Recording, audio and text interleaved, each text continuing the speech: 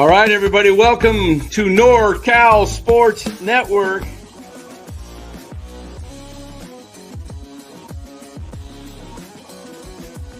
And this is the same hat that Brock Purdy's dad wears.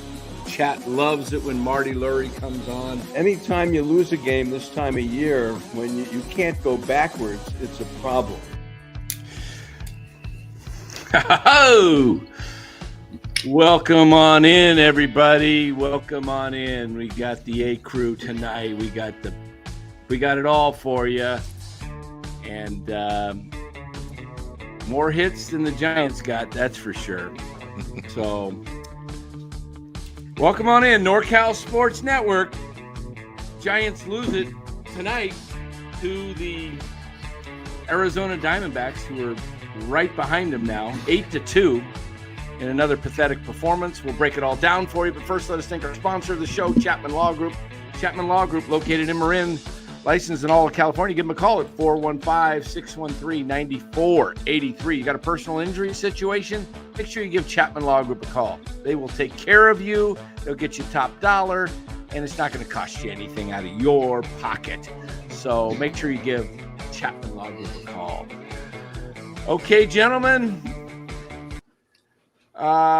This is going to be an interesting show because I have a feeling we're going to get some people that are about ready to just lose it. I'm kind of trying to be objective, say teams go through this kind of stuff, and this is part of baseball. The Mets recently lost 9 out of 10. They're one of the better teams in baseball. But I think it might be a little bit different because they don't have any guys that can hit. Now, the one bright spot, Luis Matos, they finally put him in and he hits a ground rule double. Now, is he going to do that all the time? Of course not. He's going to, 7 out of 10 times, I could practically guarantee it, he's not going to do well at the plate. He's going to, not make, but I want to see him in there. And I want to talk about this team tonight. I want to get your guys' take on the future of this team. Where do you see this team going?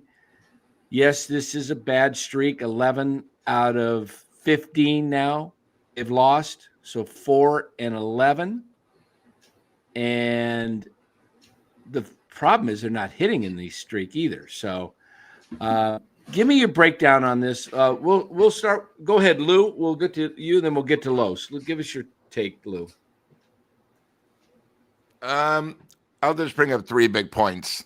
I went into the game not even excited because of the Buster signing today. That sort of got me on the negative side. It started off good, but I knew when Devers got thrown out, the game was over, even though the Giants were gone. And number 3, I don't know what it is, but Birdsong again, when he gets to that 4th, 5th inning, these guys, they explode. They don't give up a few. They give up huge things. And it was just another pathetic thing. After the 3rd inning, we only got 1 hit. Let me explain that again. In a hitter's ballpark, after the 3rd inning, we got 1 hit, and that was Matos' ground rule double. I don't really need to say anymore. Los, you're up. Welcome. Hey, boys. Good to be back. Hey. I might have to go back. You got the Cubs hat on. I was thinking, do I need to go back to the previous NorCal Sports Network where we wear the winner's hat only? I don't know. I don't know why you got away from it. You have to. It was working. might have to go back to that. If they lose tomorrow, I'm putting the Arizona Diamondbacks hat on. Reverse psychology. Yeah. Well, it's like I was going to come on here a couple of weeks back when they made the Devers trade and they took 2 out of 3 from the Red Sox. And I was going to say, boys, I think I'm going to have to reassess my 78 and 84 prediction. Because I said, but that a caveat, I said, if they pull off a big trade, then that prediction is void. And here we are now just sliding. June swoon, old school Giants. We're into July. And it's just, this team succeeded at the beginning of the year because they were pitching lights out. They had a pitching staff, starting and relievers combined, that was top 3 in baseball. And they did just enough hitting to get by and win a lot of close games. They didn't blow anybody out, but they won a lot of close games. And it just led people to believe that, they were a lot better than what they are and what they are claiming to be right now. And now it's not just the hitting. Their pitching is getting lit up. The only guy that is consistently going out there is Logan Webb. The only guy. Robbie Ray is starting to falter a little bit, and that's to be kind of expected. He's a very good pitcher. I don't know if he's a Cy Young type of guy, although he's won it before.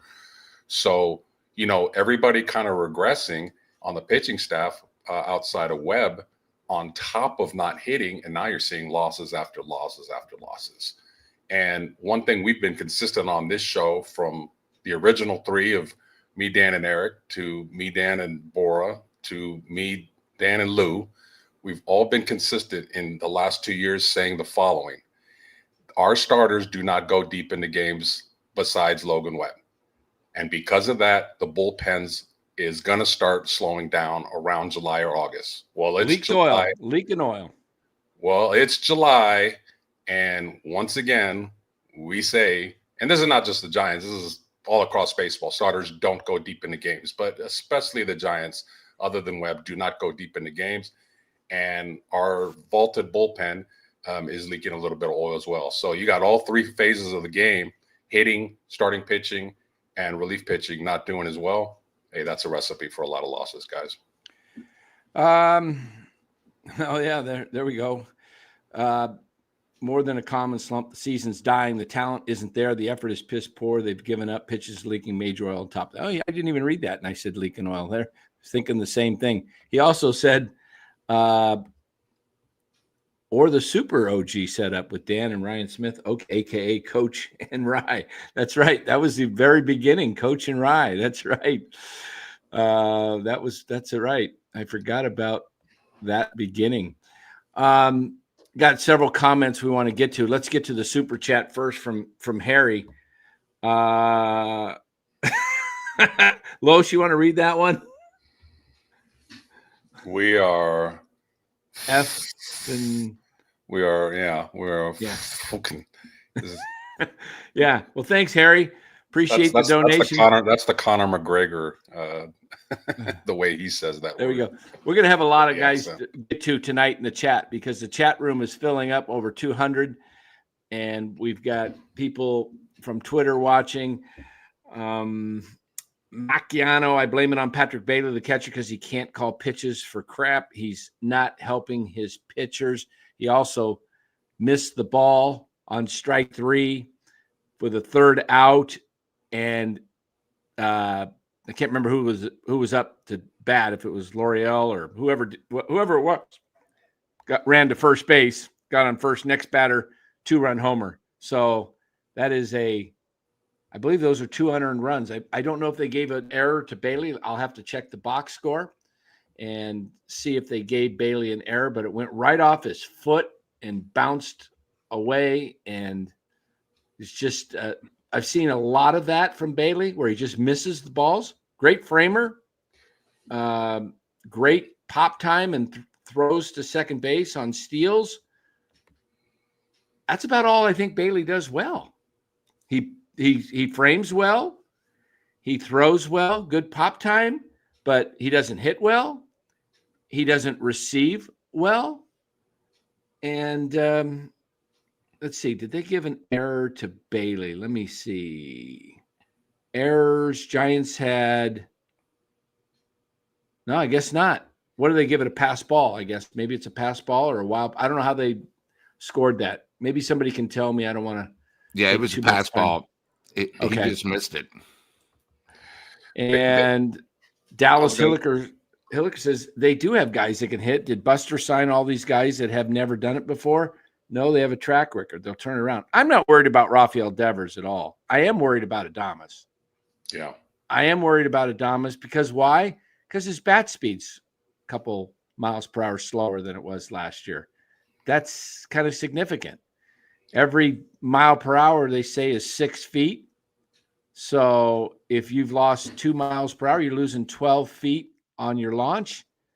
And that means those balls, instead of going out a lot of those are just fly balls to the warning track. And if you've lost 3 miles per hour, that's 18 feet. That's going to be a cut down big time. So I'm concerned about, here's what I'm concerned about in the lineup. The hitters going forward. I'm concerned about Jung-Hoo Lee, Bailey, Adames, and when Chapman comes back, I am somewhat concerned about his ability to be a consistent hitter. Yeah, he's going to hit the ball hard at times, and he's going to come through, but is he going to come through when you need it? This team has the makings. We had Ned Coletti on last night. We asked him, how did you do it? You know, you took over a 71-91 team in 05. You came in the offseason, and your owner didn't have a lot of money, Frank McCourt. He said, I signed guys that I knew to short-term deals. Rafael Furcal, Nomar Garcia-Parra. He had Jeff Kent on the team. A couple other signings he mentioned. Kenny Lofton, bear down. Yeah. And he got guys that were nearing the end of their career, but they won 88 games. They finished second, and they got into the wild card. They lost to the Mets, who went on to the Mets go to the World Series in 88. I think they did. I think so. Or no. Did they? Well, it's 88. I'm talking about 2000. Yeah, wait a minute. This is 2006. I can't remember who. I think it was the Astros and the. Yeah, the Astros. They had the famous. Wasn't that the Astros Scandal. beat them in that amazing game 6 games?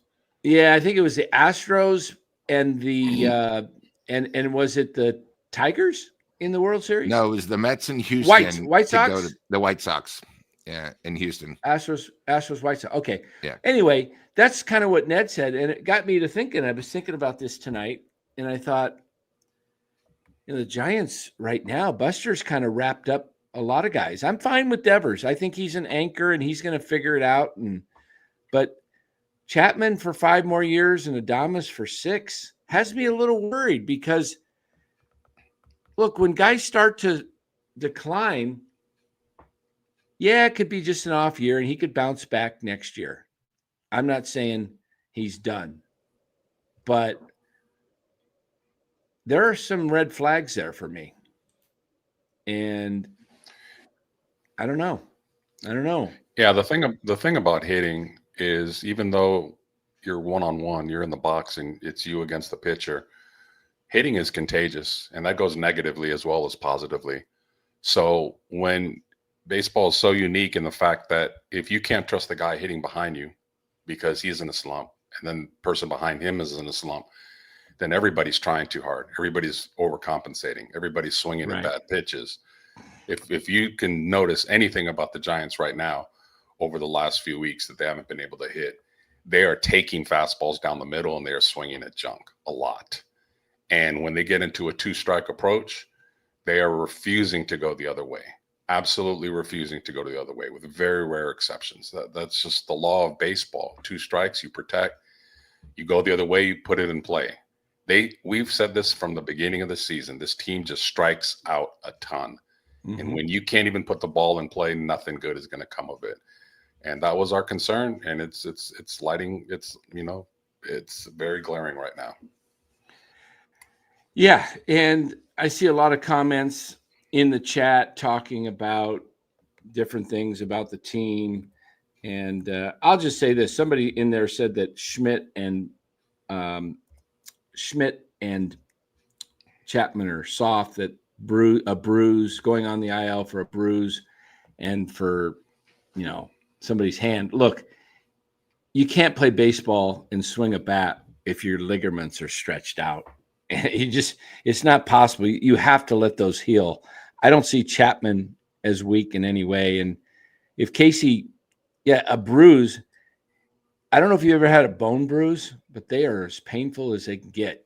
I had one in my knee one time and literally had to use crutches for weeks. You just can't, it's just so sore. So now that was my senior year in high school during football too. So I was just like, man, this is a killer. And they take a while to heal. But we've got another one here that Rob says if they lose tomorrow, I'm sending Burrell packing. I don't think they're going to do that. It doesn't sound like Buster's modus operandi to do these things. We'll see. Maybe in the off season. We've got some other chats in here. Let me get to what is it? Mets. We're talking about the Mets losing 9 out of 10. Mets had lost numerous pitchers to injuries. What is the Giants' excuse? Yeah. Juan says you were right, Dan. They should play Matos a lot more. Well, we'll see. We don't know if Matos is the guy, but they got to play him to find out. I don't know if I'm right. I got a hunch that he can hit if you give him every day at bats. I had the same hunch with Ramos and Schmidt. And frankly, I felt like Bart would have been a decent catcher as well. But, you know, the Giants have – look, some of the decisions the Giants have made, they're either going to go one way or the other. They're either going to be successful moves, picking up Adames and Chapman contracts and Jung-Hoo Lee and I'm trying to think of any others that they, you know, re-signing Yaz, these type of decisions, they're going to have to live with. Yeah. And letting Bart just walk, basically, running out of options. Basically, you got Chapman because you didn't believe in Schmidt, so you're forcing Casey to find another position to play him. And you may end up having to ask yourself in a year or two, if Schmidt is the better player, ends up being the better player, and he's much younger, would you have been better off just playing Casey Schmidt, playing Ramos, playing Matos, maybe playing Luciano, letting see some of these guys go, and using some of the money on a more needed position than third base? You might have been able to get top pitching that would help you. The Giants don't have great pitching. I'm telling you guys, I've been telling you this for the better part of 3 to 4 weeks. Even when the pitching was going great, I said they're going to run out of pitching. I don't like what I'm seeing in Birdsong. I don't like what I see in Verlander at all. And I like what I see in Root, but he's going to wear out. He doesn't have the stamina. He's not built up to go a full season. So you basically back down to the same problem they've had for the last 3-4 years. 2 pitchers, one of them being Webb, one of them was Gosman, one of them was Rodon, one of them was Alex Cobb, and now it's just Webb and Rodon, or Webb and Ray, okay? And as Los mentioned, we've seen a little bit of crack in the armor with Ray recently. Webb's solid. He's, right up there as a Cy Young candidate, maybe the leader at this point in the National League. So you don't have to worry about Logan Webb. But what are you going to do for pitching when you still have 75 games to go? What is their record? 45-40. So they played 85 games, correct? 45-41. Getting close. Oh, they're 41. That's right. Yep. And we can add to the total. So Correct. They are 45-41. They played 86 games. They now have 76 games. 37-40. Yeah. So here's something interesting. As of last night, they were 40 of 85 scoring 3 runs or less. And now it's 41 of 86.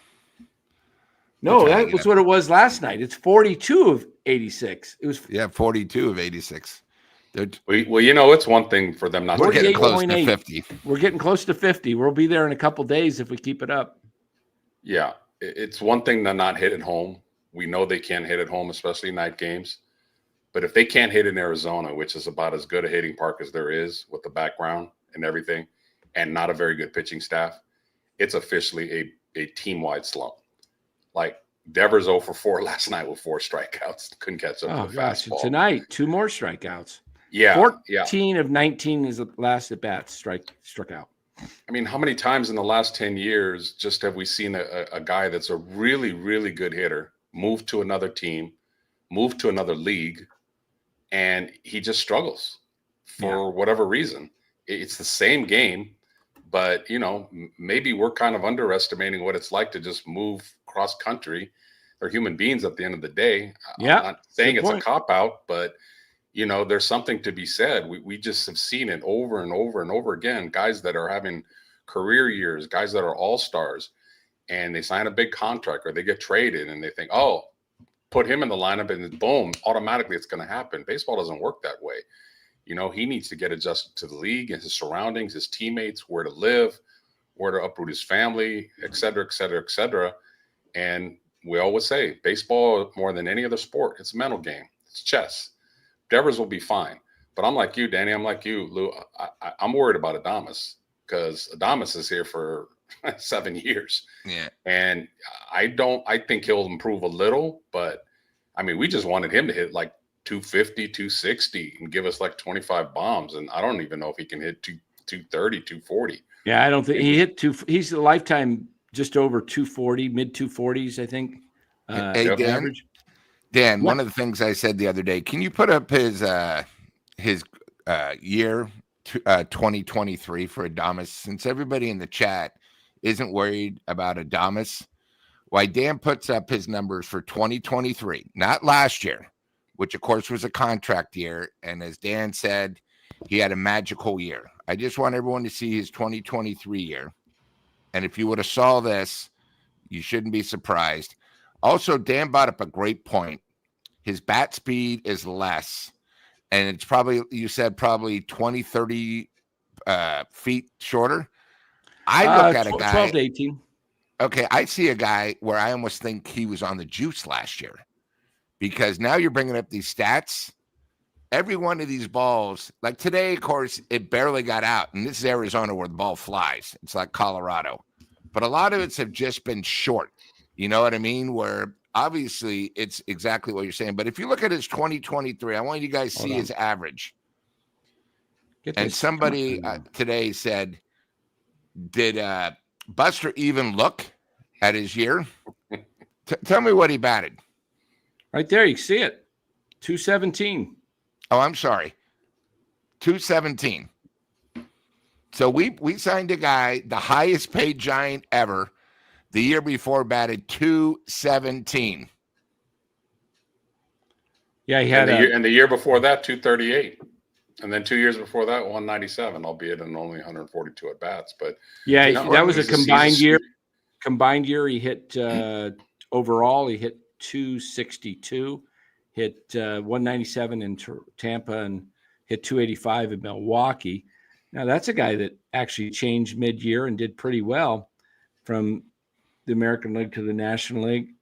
But if you look at his 2023 season, 94 was his OPS, which is, his OPS plus, which is 100 is average, league average. So he's below average. This year he's at 83.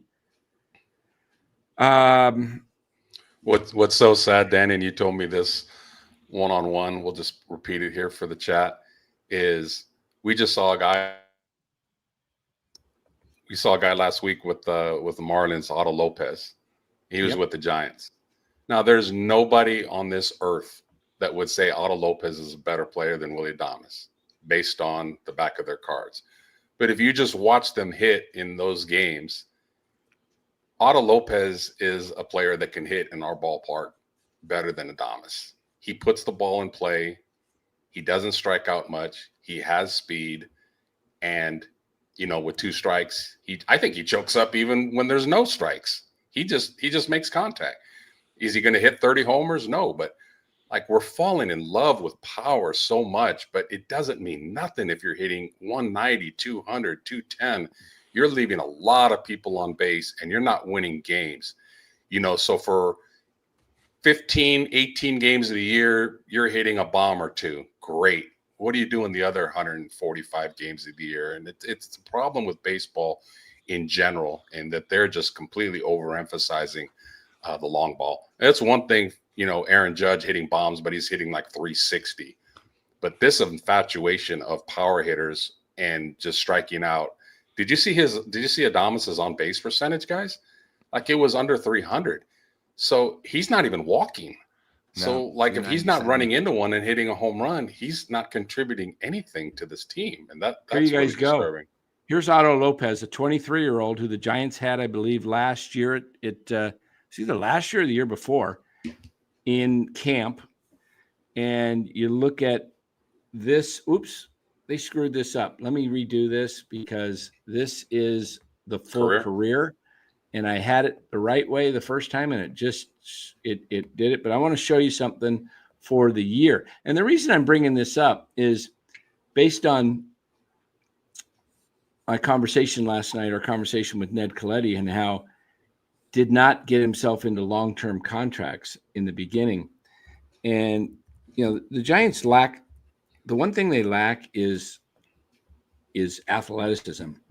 And Los and I saw Otto Lopez in the spring of – I can't remember, was he here with them last year or the year before? I want to say the year before. And if you look at his record, or just this year, Otto Lopez, he's like 23 years old. Look at his WAR to Willy Adames. He's played – Buster, quiet. We're on right now, okay? 84 games to 67 games. So he's played in 17 less games. He was hurt for a little bit, Lopez. Man. But he's got the same amount of hits. He's got almost the same amount of home runs. Willie got another one tonight, so that's number 10 for Willie. RBIs, Lopez has the RBIs, stolen bases, batting average by 50 points, on base percentage by 34 points, slugging percentage by another 50 plus. OPS is higher. OPS plus is higher. Look, Lopez is, I think what I'm saying is, do the Giants, this philosophy what the Giants have, it's either going to be successful or it's going to be a crash and burn. I don't see it being, because if it's just middle of the road and they don't achieve the playoffs and they're not successful, isn't it a crash and burn for signing guys that long? Because aren't you now basically setting your franchise back even further? If Chapman and Adames, I mean, Devers for 8 years, you got to have an anchor somewhere. To me, the anchors are Eldridge, Devers, Webb, Ramos, Schmidt, and I'm going to put Matos in there as the 6 guys. I'm not so sure about Jung-Hoo Lee. Wouldn't shock me to see Jung-Hoo Lee actually figure the league out in year 4. Next year's year 3. Year 4, he starts cranking, wins a batting title, and then walks because he's got an opt-out. That would be so much like the Giants. It may take him 3 to 4 years to figure it out, and we'll see. But I'm not seeing any real, I don't see much talent in Wilmer Flores, okay? Look, I don't. I'm sorry. Good player in the sense he's a good veteran, a good guy to come off the bench, and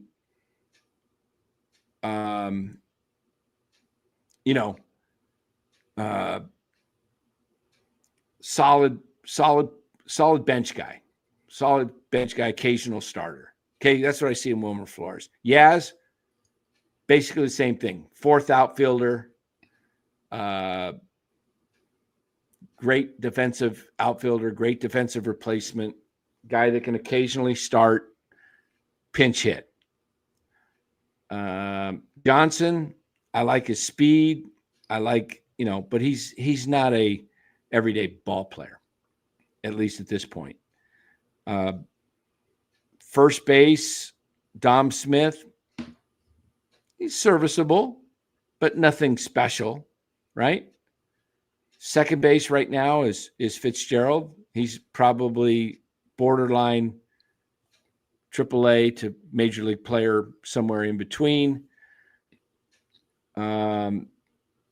Shortstop Adames, potential to be a solid major league player. He's proven it in the past. My concern is going forward, is he going to be able to do it? And what Lou brought up makes me kind of wonder how,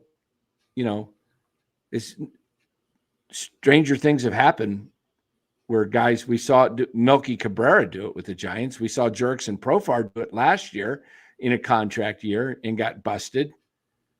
I mean, I'm not accusing Adames of nothing. I'm not here to do that at No, all. I'm just saying with his bat speed really slow, yeah, he's hitting a lot of balls. Like when he played at Oracle the other night, where he thought he had the winning home run, right. that home run was short. And if you're telling me because of his bat swing being short, maybe 15, 30 yards, he's had a lot like that. Or maybe last year, last year they went over the fence. This year they're just falling short. And if the Giants thought it was hard to sign free agent hitters before, you don't think the rest of the league is looking at Devers and looking at Adames and seeing how much they've gone down since they've gotten here? And the sad part about it is it's not true, because we've seen opposing teams come in and hit in this ballpark. The Marlins didn't have to hit the ball. The Marlins hit the ball all over the place. They were hitting some long ball homers, and they were hitting a lot of doubles too, and gap opposite hitters. way. It's the quality of hitter and Yurt's approach at this ballpark. And I think maybe the problem with the Giants, and this is why right now I'm not really excited about Eldridge. This is the Giants we're talking about. The Giants, and Dan brought this up last night. Again, Giants have a problem figuring out talent. And instead of giving the young guys, and they'll never rebuild, but instead of giving the young kids a chance to show their talent, they bring in these veterans, and if you really look, and I said this last weekend, and Dan looked at me like, what are you kidding me? No way. I think if it's going to be like this, the Giants have to start thinking at possibly trading away players at the trade deadline and try to get something in the farm system and start looking to next year. This is why I'm talking about, we're bringing up Flores. Dan, you bring up a great point. He's not a great starter. Yeah, he can hit, but he's better off the bench. Someone like that for a team that can't hit right now, trade him back to the Mets. I'm just thinking, outline. You have Ray with one more year.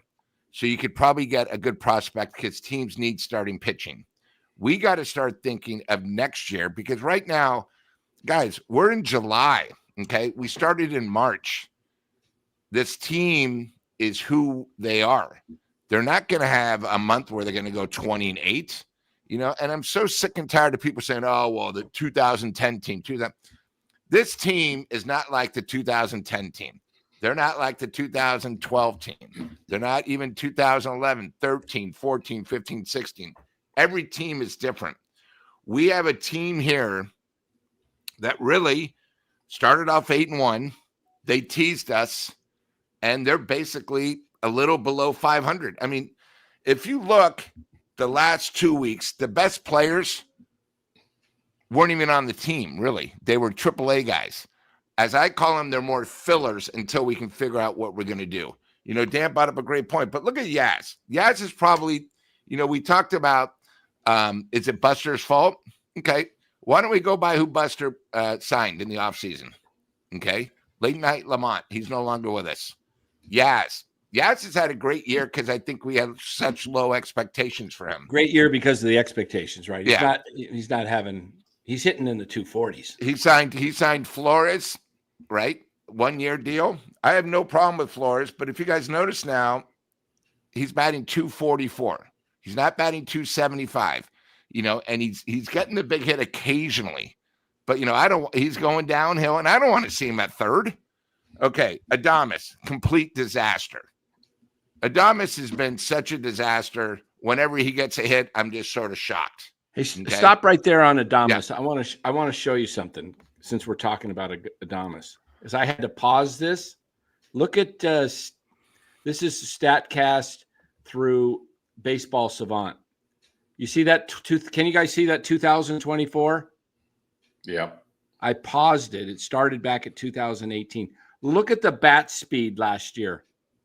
77 in the red. Okay. Base on ball percentage was at the 80. Anything in the red is great. 50 is average. Below 50, and you get down into the teens. Pretty. Can you guys see all that? Yeah. Watch what I do when I press the arrow. Right now it's on pause, and it's going to go to 2025. Take a look at the bat speed.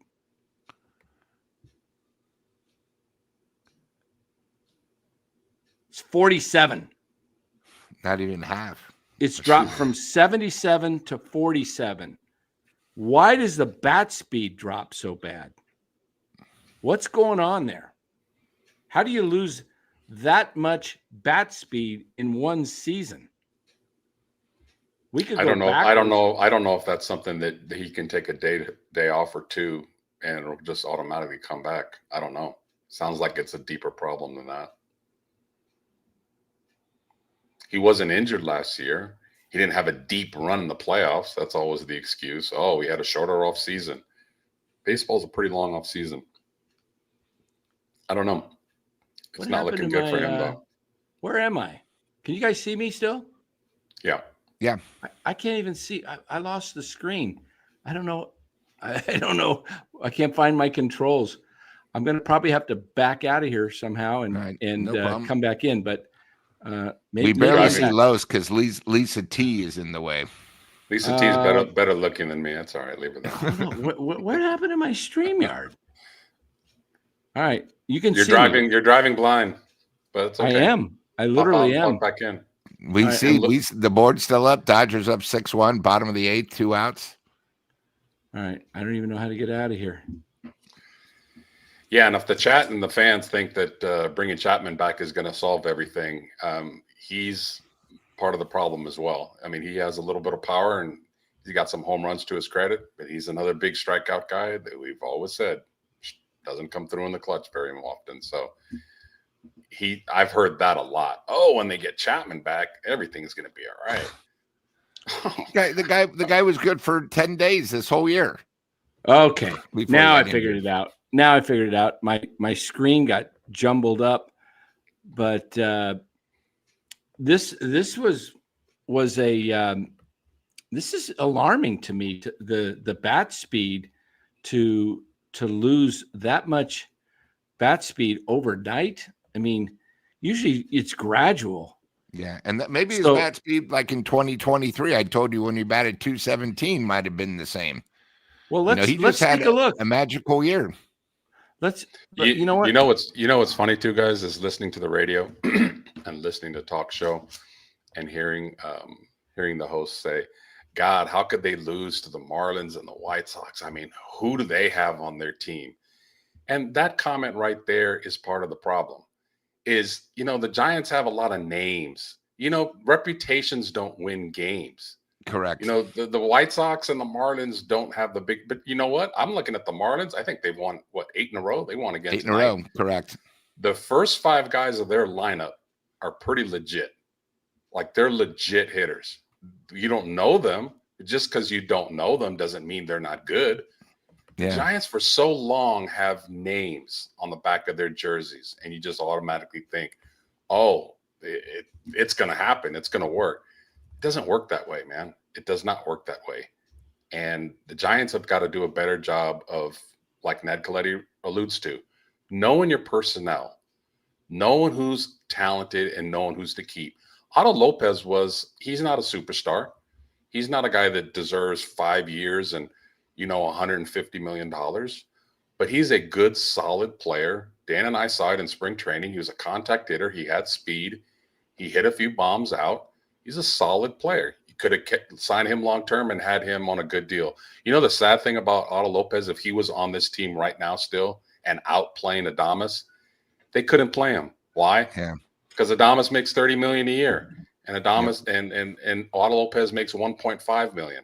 There's no way the politics of a high-priced player sitting down, and that's what's sad. That is what's sad about the game.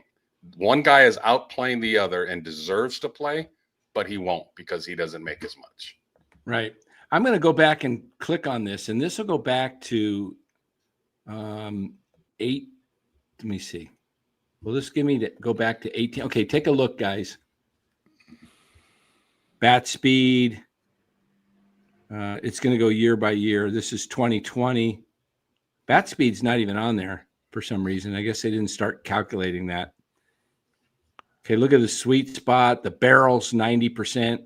There's the bat speed. Bat speed 61, then it went up to 77 last year, and then it's back down this year to 47. I don't know. Everything's down this year based on balls percentage. K percentage is not good. You know, you want to be in the red. Just to give you an idea, if we looked at a player, I mean, there's a batting run value is 25, base running value is 53, fielding value 77 for Adames. He's, you know, I've had no problem with him in the field, but let's take a look just to give you an idea of a different player. How about Aaron Judge? Look at that. See the difference? I mean, 100, 98, 99, 99, 96, 80, 99. Okay. That's, you know, the squared up percentage. I don't really, I'd have to look at what that even like the catcher for Seattle. Oh, you know, Cal Raleigh? Yeah. Hit another homer tonight. You know, because most of the people in the chat can say, oh, you're talking about the MVP. Of course there's a difference. Well, there's Cal Raleigh. Yeah. Let's take a look at somebody like let's look at Chapman. He might show up okay on here. Matt Chapman. Yeah, he's up there with a lot of Reds. I don't understand why it doesn't translate into more runs batted in and runners in scoring position. I mean, he does hit the ball hard. I have said that. You know, Chapman's fielding, obviously, look at it. Great. I mean, his batting run value, I don't understand how it's so high. And yet his marks are just, you know, he hits homers. Yeah, I get it. But he's just not clutch. How about Jung-Hoo Lee? Does he even have a red? Not much. What's the squared up percentage? Solid contact? Maybe solid contact where you hit the ball, actually not top it or lower it. Solid. Like, you know how like Lee always hits the second? Yeah. You know, like one bounce. You know, I know Barry Bonds talks to these guys when they're at home on occasion, and he's behind the batting cage. And yeah, I get it. Sometimes you hear things and you nod your head, you go, yeah, Barry. Oh, okay, that sounds good. And then you get up actually in the game and you go back to your old crappy habits. But one thing I definitely see on the Giants in their lineup that's a problem. They don't know the strike zone. They just do not know the strike zone. They swing at so many balls and strike themselves out. Yaz today had one where, I mean, the ball was in the dirt. And you just see the disgust that he had, but he just can't help himself. Yeah, they just guessing on everything. And I know comparing yourself to the greatest offensive force maybe that ever lived in Barry Bonds, but he's a resource, he's a tool, and he'll talk to you and tell you how you can recognize pitches. You have to know the strike zone. You know, you have to know when a pitch is off the plate or when it's going to be in the dirt. You have to recognize pitches coming out of the pitcher's hand, and these guys just don't, because they strike out on so many balls. It's one thing to strike out on a strike where a guy makes a perfect pitch on the outside corner, you tip your hat. But when he's fooling you and he's like, you know, up and in, and it's not even close to being a strike, and you're striking yourself, you're getting yourself out.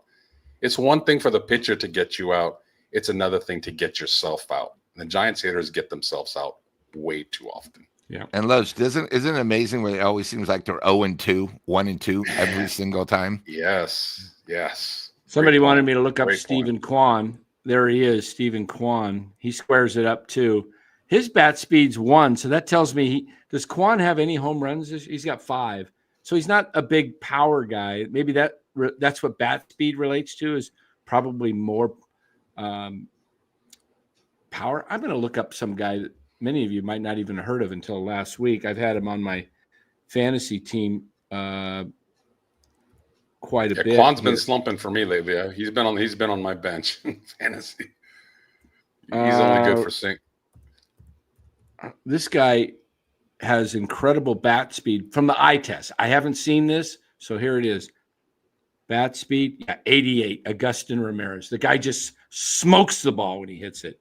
Just explodes off his bat. What round was he drafted? I'm curious. He was drafted by the Yankees, and I'm not sure, but I don't think it was very high. There you go. But I can look it up. I'll look it up right now. Agustin Ramirez. But that's a guy that I would love to see the Giants go out and get. The Marlins have some young, good players. They got Stowers. They've got Lopez. They've got Sanchez. They've got Xavier Edwards. They've got this Agustin Ramirez. They've got some pitching in Cabrera and Sandy Alcantara and Yuri Perez.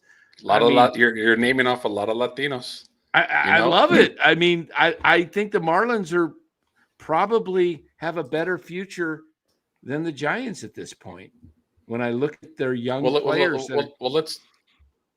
Let's talk about that a little bit. I think we've talked about this before, Dan. The Giants always have been in the past very good at international scouting in Latin America.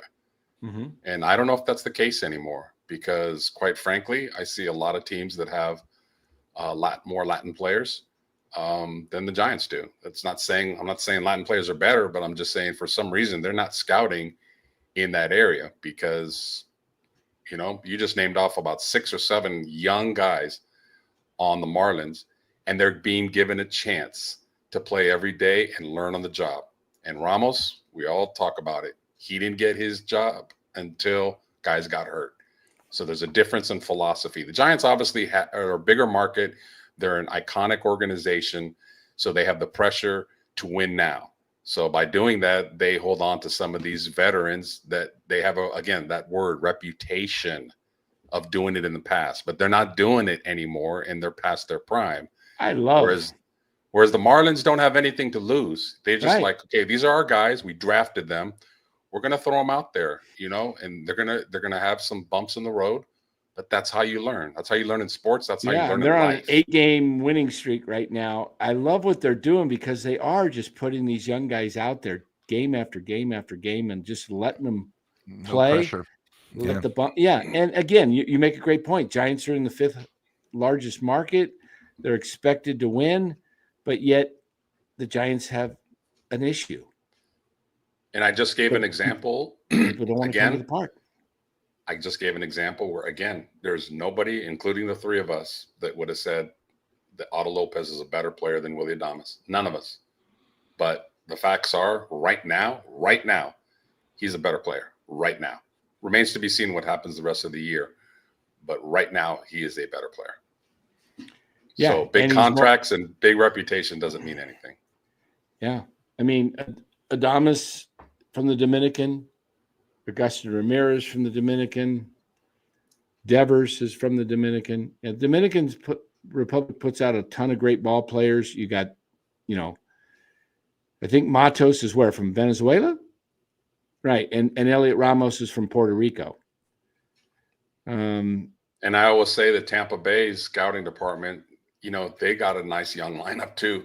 Look at the box score of Tampa Bay and look at their lineup. They got a kid that is on my fantasy team that everybody keeps expecting to drop, Aranda. I've watched him hit now all year. When you have somebody on your fantasy team, you watch him hit. He's not going to drop very much. He's hitting, I think, 330 now. He'll probably end up at 290, but he's got a very level. He hits the ball to all fields, and that's the kind of hitter the Giants needs to scout, and that's the kind of player hitter they need to develop. For this ballpark, I've said it repeatedly, that's the kind of hitter they need in this ballpark. Right. Devers he doesn't have a no trade clause, so he didn't have one. And that's why they were able to make that deal without him even having any knowledge of it. So Don Peralta makes a great point in the chat. Excellent point. Otto Lopez is not going to beat out the starter, but he couldn't beat out Wisely. He couldn't beat out Fitzgerald. Right. Danny, we saw Lopez. What did they see in him to say, oh, he doesn't have a spot on this They roster. didn't give him a real shot. And I can't remember if did they release him in spring or did he make it for the roster? I can't remember. But I just remember. I don't even think he broke spring training. I think they released we were him talking before. about him and going, man, this guy can fly. And we have too many shortstops in our farm system, so we had to let him go. We have too many shortstops. Just tons. Yeah, that's probably it. I just want to see this team. Look. Oh, good call. Yeah, it was. They chose Nick Ahmed. That's right. They said Luciano is the shortstop, Nick Ahmed, and he got hurt for a little bit, and somehow Nick Ahmed took his job in spring training. It was last year. It was last year. He was released to keep Ahmed. Can you believe this? Can you believe this? It's these types of decisions where you keep adding washed up vets that keeps you from finding diamonds in the rough, that guys that are athletic. Look, I'm not talking about guys like, Farhan discovered supposedly Max Muncy. Okay, great. Max Muncy, a one-hit wonder for Farhan. He strikes gold on a guy that has had a good major league career. But Yaz, yes, if you look at Yaz's OPS, he's above average. He's an above average player. But when you look at Yaz every day at the eye test, do you think that's what? I mean, is that what you really want? You want 3 outfielders like Yaz because they're all over 100 OPS, and you're going to say that's a good ball club?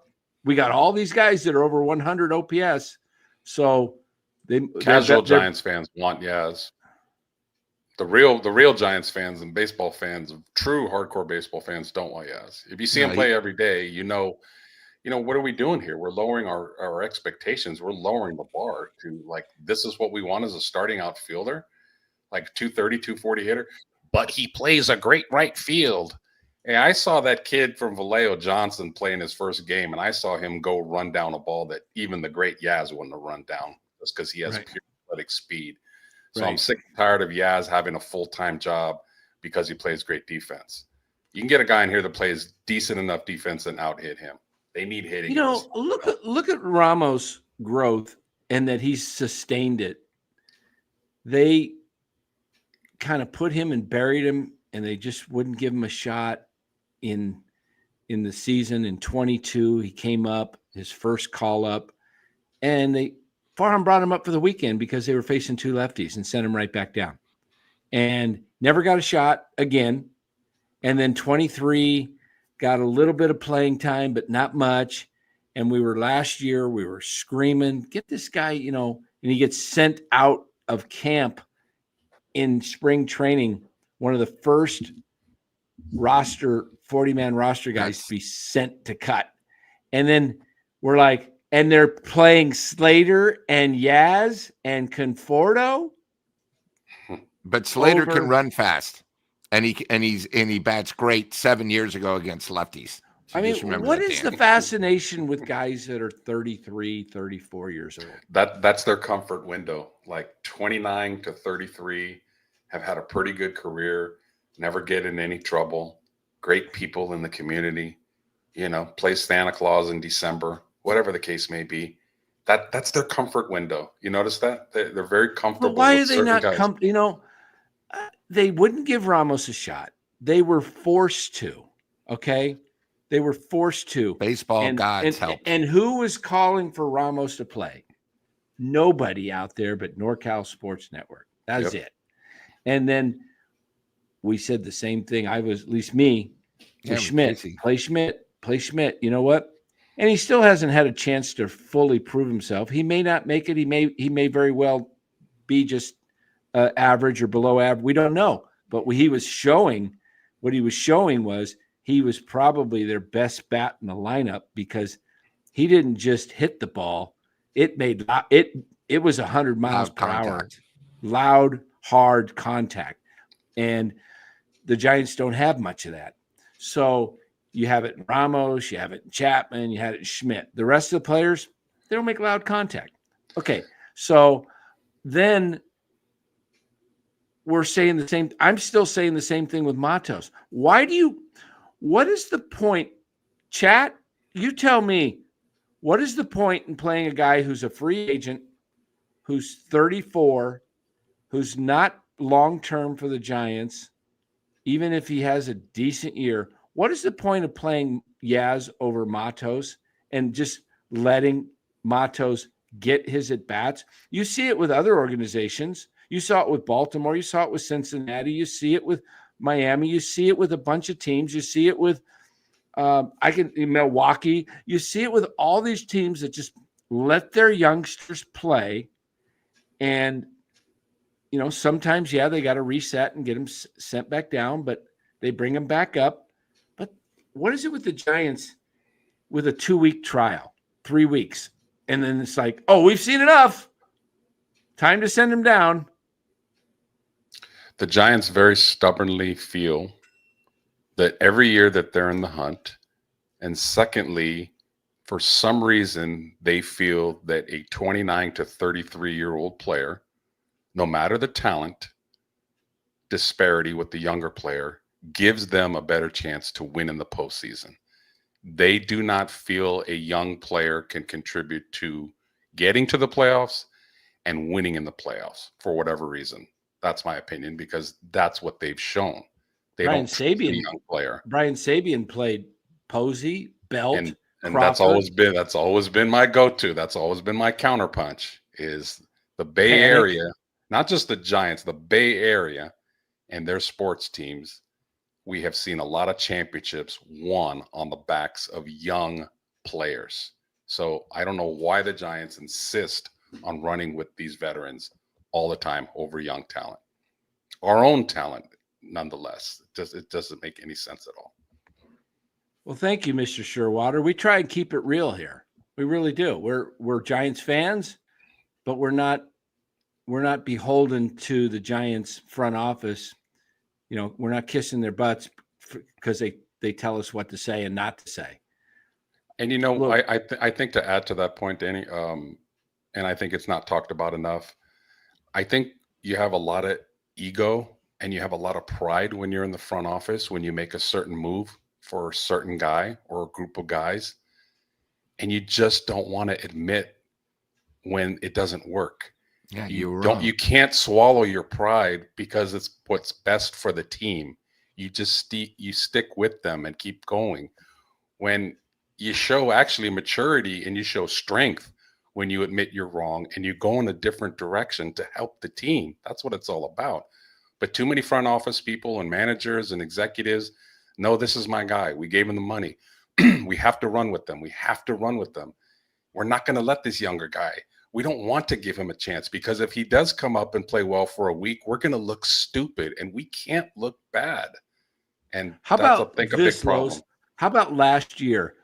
Yaz goes on paternity leave because him and his wife are having a baby. It's the first weekend of the season or somewhere close to the beginning of the season. They're down in San Diego, and Matos, they don't play him. They don't play Matos because, and I had said the exact same thing. They didn't want Matos to all of a sudden. What happens if Matos went 6 for 8 in the 2 games he played, or he goes, 6 for 9 or 6 for 10 and hits a couple of dingers and looks really good. And then Yaz comes back and they go, we can't give you your job back. And what? I lost my job because I had a baby?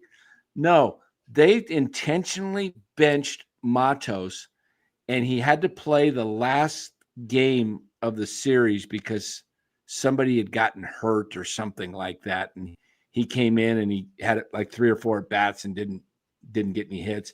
And then he wasn't up much longer, and they sent him back down. Yeah, he made one error, if I remember. That was it. I don't even remember what it was, but they wouldn't play him. They literally wouldn't play him. And here's the hypocrisy in all this. Like, they trust young pitchers. Roop and Birdsong are in the rotation. I mean, Birdsong should have been in the rotation. I mean, he's pitching crappy now, but Lou's brought this up many times. Out of spring training, And based on what he did last year, Made no Birdsong should have sense to been me. one of the starters. Yep. So they, to a point, trusted young guys in our rotation, but not as everyday players unless somebody's injured. And hey, they were proven wrong with Ramos. It remains to be seen if they're proven wrong on Schmidt, but it's kind of looking that way. They're not going to go 0 for 3 and give Matos a chance. And then then the Giants fans will be like, hey guys, what are you doing? Like, we had 3 guys, young guys, that were pretty damn good. And when they got their shot, they played well. They're going to start questioning people's judgment. And I question the judgment. I question the judgment. You know why I question the judgment? Because I'm no baseball executive. All I am is a guy that loves to watch the game. You know, I think I have a pretty good eye for talent, and I was no star player, but I played the game and I knew how to play the game fundamentally. And I was brought up with excellent coaching. And so I kind of know what I look for in a baseball player. I see a lot of tools in these guys. Do I see flaws in Matos' game? Sure, I see flaws in his game. I see a guy who can be a little lackadaisical at times in the field. He could be, his swing sometimes gets a little flat. But all those things, but I also see tools of a guy that could really hit the ball with some pop to it. He's a guy that makes contact. He doesn't strike out nearly as much as the rest of the guys that are in the lineup. And I say to myself, why don't I give this guy 400 or 500 at bats and see what I got? You know what? He just might be what we thought he was. He may not be the player that he is, he's not what the Giants think he is. And so now you can move on. But what happens if he really is this something guy that can hit you 280 in the big leagues and drive in some runs? He drove in like 18 runs in one stinking week and won player of the week. Look, you can't be that hot and hit the ball that hard and drive in that many runs and just be everything's lucky. You've got to have some talent. Okay.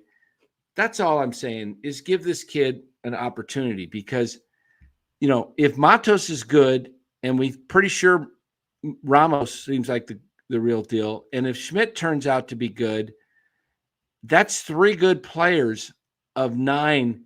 And if you could if Lee somehow can make adjustments and start hitting, not hitting the ball out of the ballpark, but hitting gaps and becoming a decent hitter, that's 4 hitters that you have. And now you got Eldridge coming up. And if Eldridge is the deal, now you got 5 hitters. You really need 5 to 6 hitters in your lineup to be a good baseball team, along with obviously pitching. But the Giants don't do that. And what happens if, and surround all these guys with Chapman? If Chapman, finds life and his bat, we looked at his numbers earlier. Those numbers look like they're pretty solid.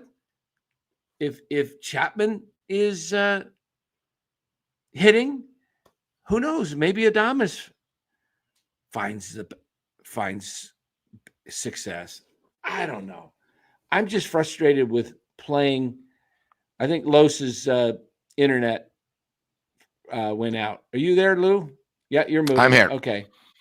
I saw you frozen. It looked like. If I just don't get playing the older players over the younger guys that actually can hit the ball and don't strike out. I mean, Matos doesn't strike out. I'll put. I'm going to put that up there. I'm gonna put something here. I'm gonna bring it up. All right. And Dan, while you're doing that, remember, Arizona had lost 4 straight, had been getting rocked, and they're missing their 2 best players. Josh Naylor isn't playing. He's coming back maybe tomorrow, and of course Corbin. So I don't want to hear, oh, well, we're missing Chapman. I mean, it's the same thing. and Dan, I know we're going to talk about it soon, but I think sometimes, I know it's Buster's first year, but some of the decisions he's been doing maybe aren't as good. We have to maybe realize, hey, it's all new with him. But, a lot of, I think when they come up with the Mato situation and who plays, like last year, we all thought it was Farhan telling, Melvin what to do. I assume it's sort of the same way where maybe Melvin's the one that strictly doesn't go to Buster and say, hey, do we have anybody? But, with a team this bad right now, and again, here's the other problem, guys. The schedule is not going to get easier. Okay. The A's are not as bad as we think. They're decent. They're young. They're playing better ball than we are right now. So it's, they've won twice at Tampa Bay, who won 8 straight. They took 2 out of 3 against the Yankees. So, if we expect us just to walk into Sacramento and win, we got to start realizing it's going to be tough. And then we come home for Philly, who's getting hot, and then the Dodgers.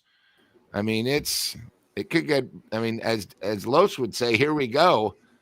Guys, at this rate, we're going to be in 4th place very soon. Yeah. I think all the disdain for the Chicago Cubs gear has got me kicked out. So maybe I got what I deserve. No problem. Maybe I got what I deserve. Better record than us. No, I'm not a Cubs fan. I just love the city of Chicago. Went there. I love, yeah. Time. Went to Wrigley for the first time last year and just fell in love with the ballpark and the atmosphere and everything. So that's it.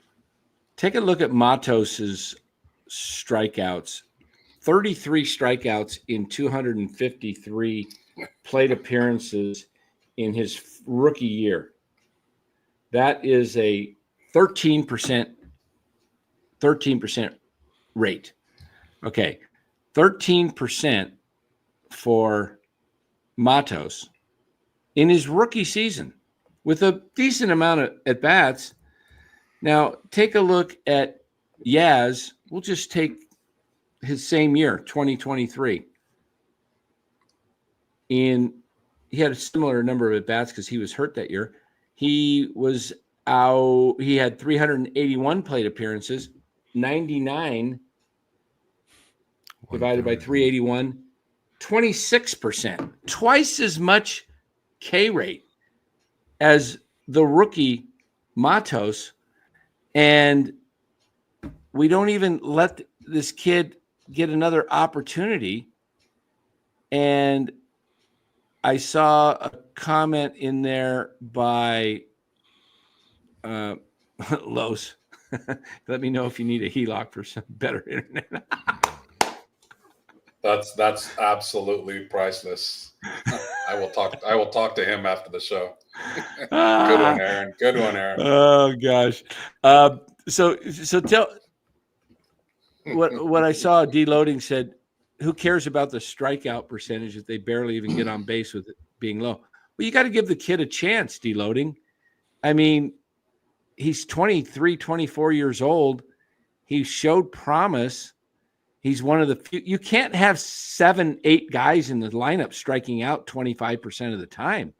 That's why they're not scoring runs. Somebody's got to at least put the ball in play when there's runners in scoring position. How do you think Matos won Player of the Week with all those RBIs? Because he wasn't striking out.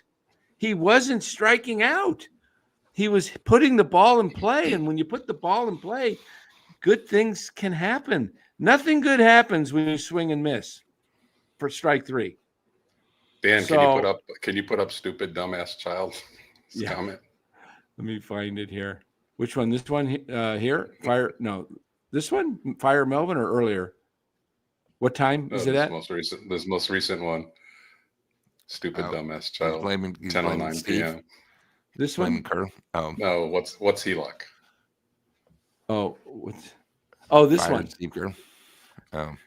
Home equity line of credit.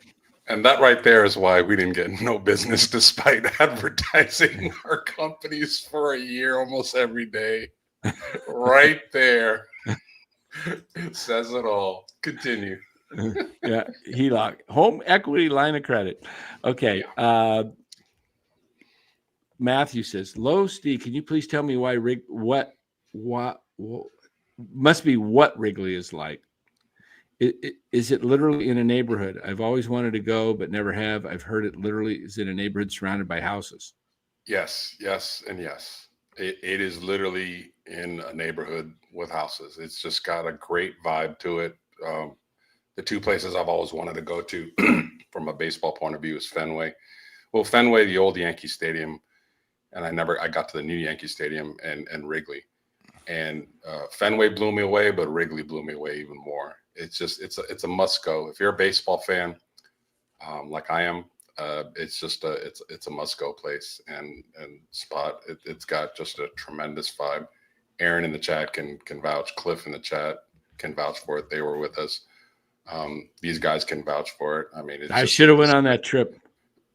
It's just a spectacular place. Everything they do, they didn't give the Giants fans any problems. It was all kumbaya, a little ribbing back and forth, but nothing too serious. Just good, knowledgeable baseball fans in the Midwest.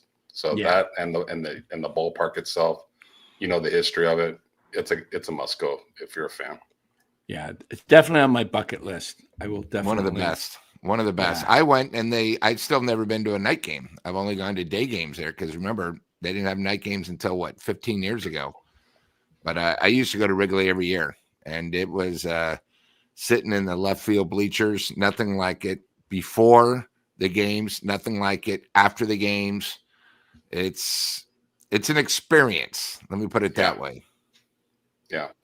Go in the spring and the fall too, because the summer is pretty humid. Yeah, very humid. Yeah. How old? Let me look. I can look it up right here on my phone on the Giants roster. I'm curious how old actually Luis Matos is. I think he's still 24. Hopefully. 24. 25, Matos 25 at the most. is born in 2002, January. So he's 23. Yeah. Dang. I love that. He's 23. And he's already had some success in the big leagues.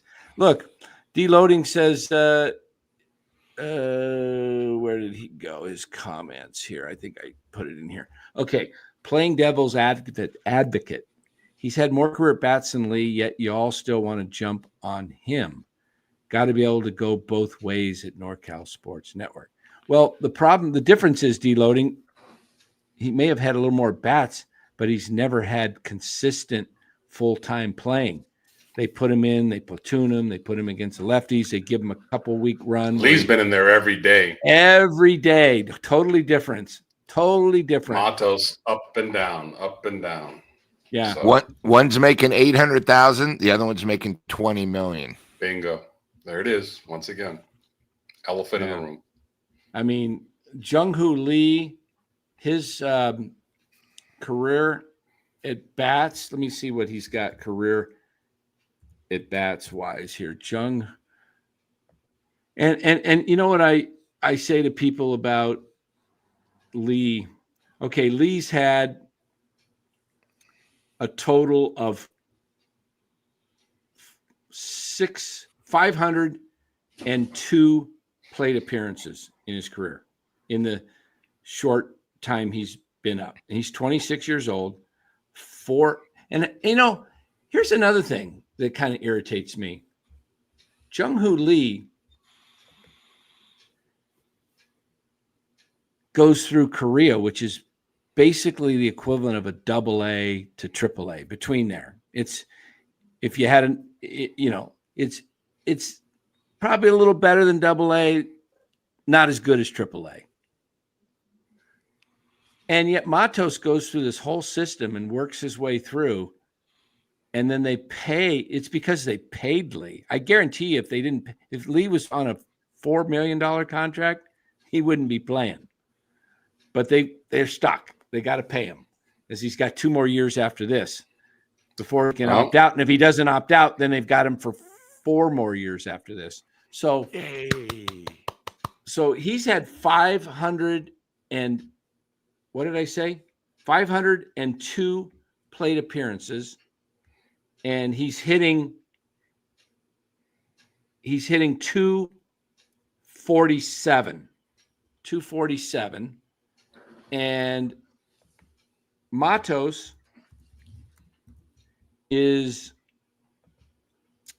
he's had 485 plate appearances. He's hitting 224, but he hit 250 his first year with the majority of those plate appearances. Last year, he only had 76, sporadic all over the place. He ended up last year with 25 RBIs. 18 of them were within 1 week. He was player of the week. And then he went ice cold because they moved him like from 5th to the leadoff spot. He went ice cold and they sent him down, and he was never given another really opportunity. And then last year, again, he only had 76 at bats last year. So I think he's got more potential pop than Lee. And I think he's faced stiffer competition than Lee.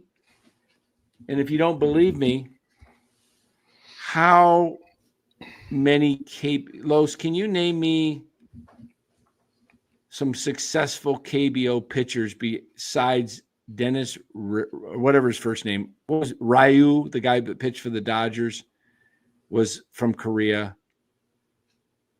Any other KBO? The guy with the goggles. Who's that? I can't think of any. The Dodger pitcher with the goggles. You remember he had the famous goggles. Oh, Chan-Ho Park. Chan-Ho Park. Yeah. So Chan-Ho Park was pretty decent. No, it's not been many.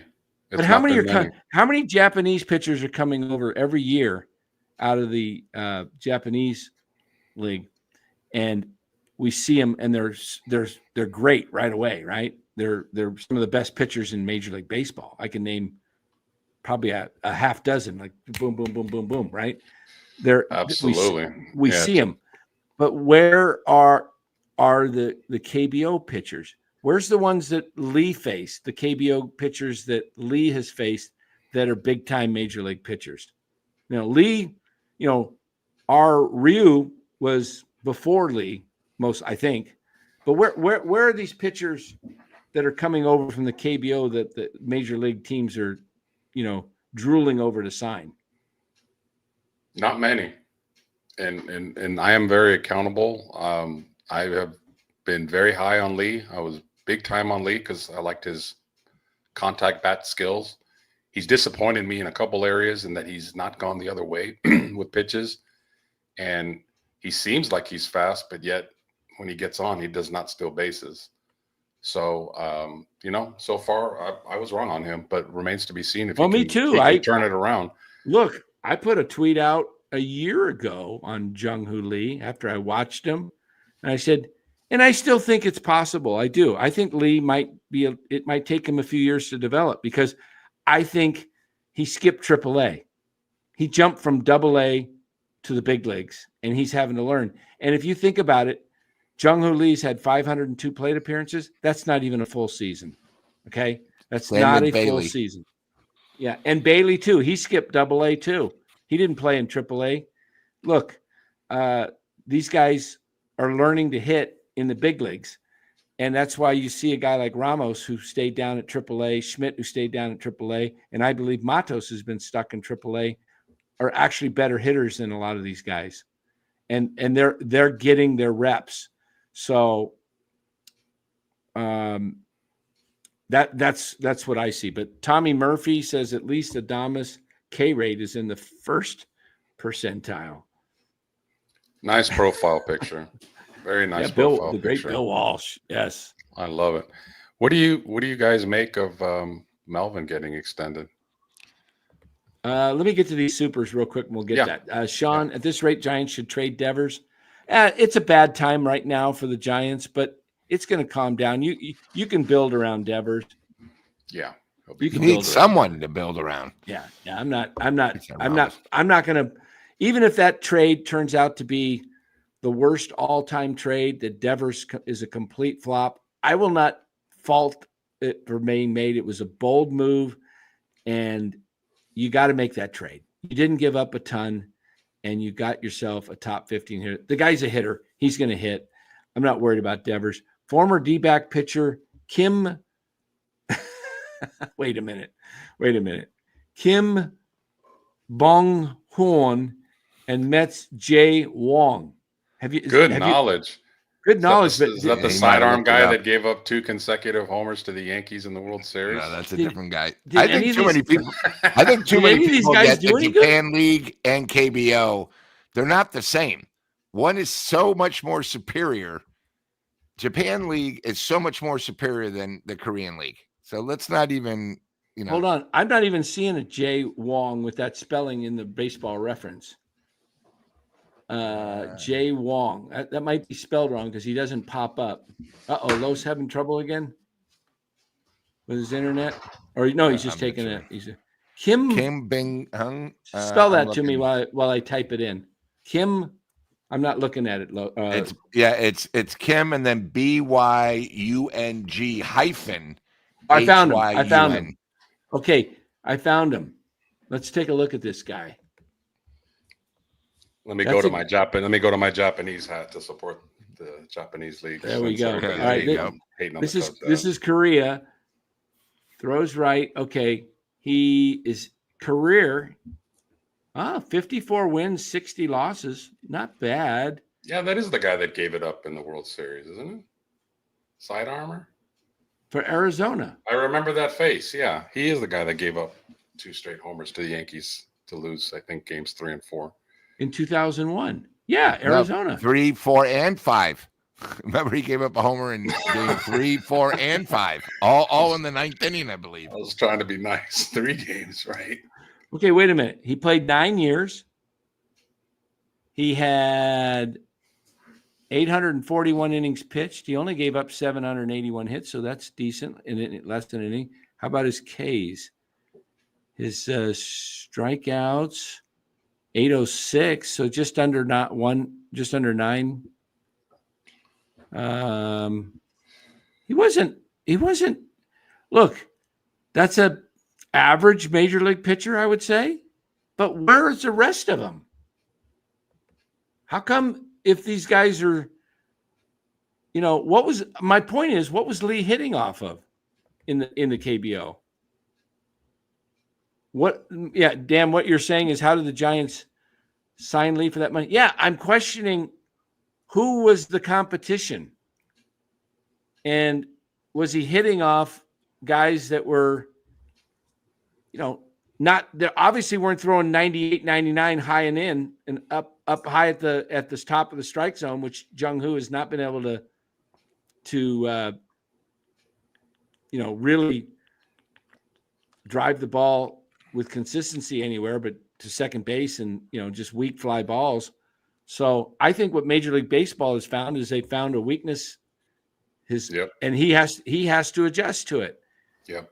And once he adjusts to it and he starts doing well, then they'll figure something else out. And then it'll be another game of adjustment. But look, I'm not down on Jung-Hoo Lee in the sense that I don't think he's not capable of becoming a good major league hitter. I think he can be. I see great hand-eye coordination and bat-to-ball skills.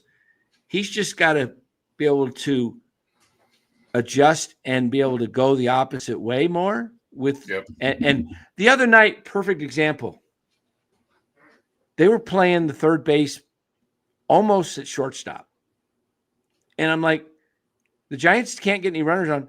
Bunt the ball, dude. Yep. They're giving you a bunt. Just take it. You're in the hugest slump. Why wouldn't you just bunt the ball and get on? If you know what? If they did that every time and they didn't adjust, he should just keep bunting. Who cares? A single's a single. And then you know what? Then they'll start playing him in, and then maybe you can just slap it over their head. Dan, it was even worse than that. They were playing, the third baseman was playing shortstop on the grass. He wasn't like playing the shortstop on the dirt.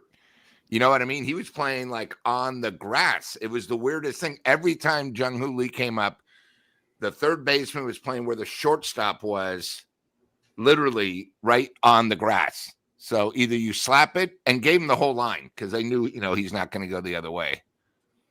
Okay. And Jung-Hoo Lee's favorite ball player was Ichiro. And if that's your favorite ball player, you know how many hits Ichiro got between shortstop and third base? Like, he hit the ball the other way. So if that's your hero and that's who you want to emulate your game on, then stop trying to pull the ball every single time and grounding out. Right. You need to go the other way. And Dan says, drop a bunt down here and there, and then steal a bag and see how your value goes up. Hey, this guy looks. Hey, thanks for that donation and that name, Sean. Appreciate it. 4.6. That's isn't that kind of Sean Jelly territory?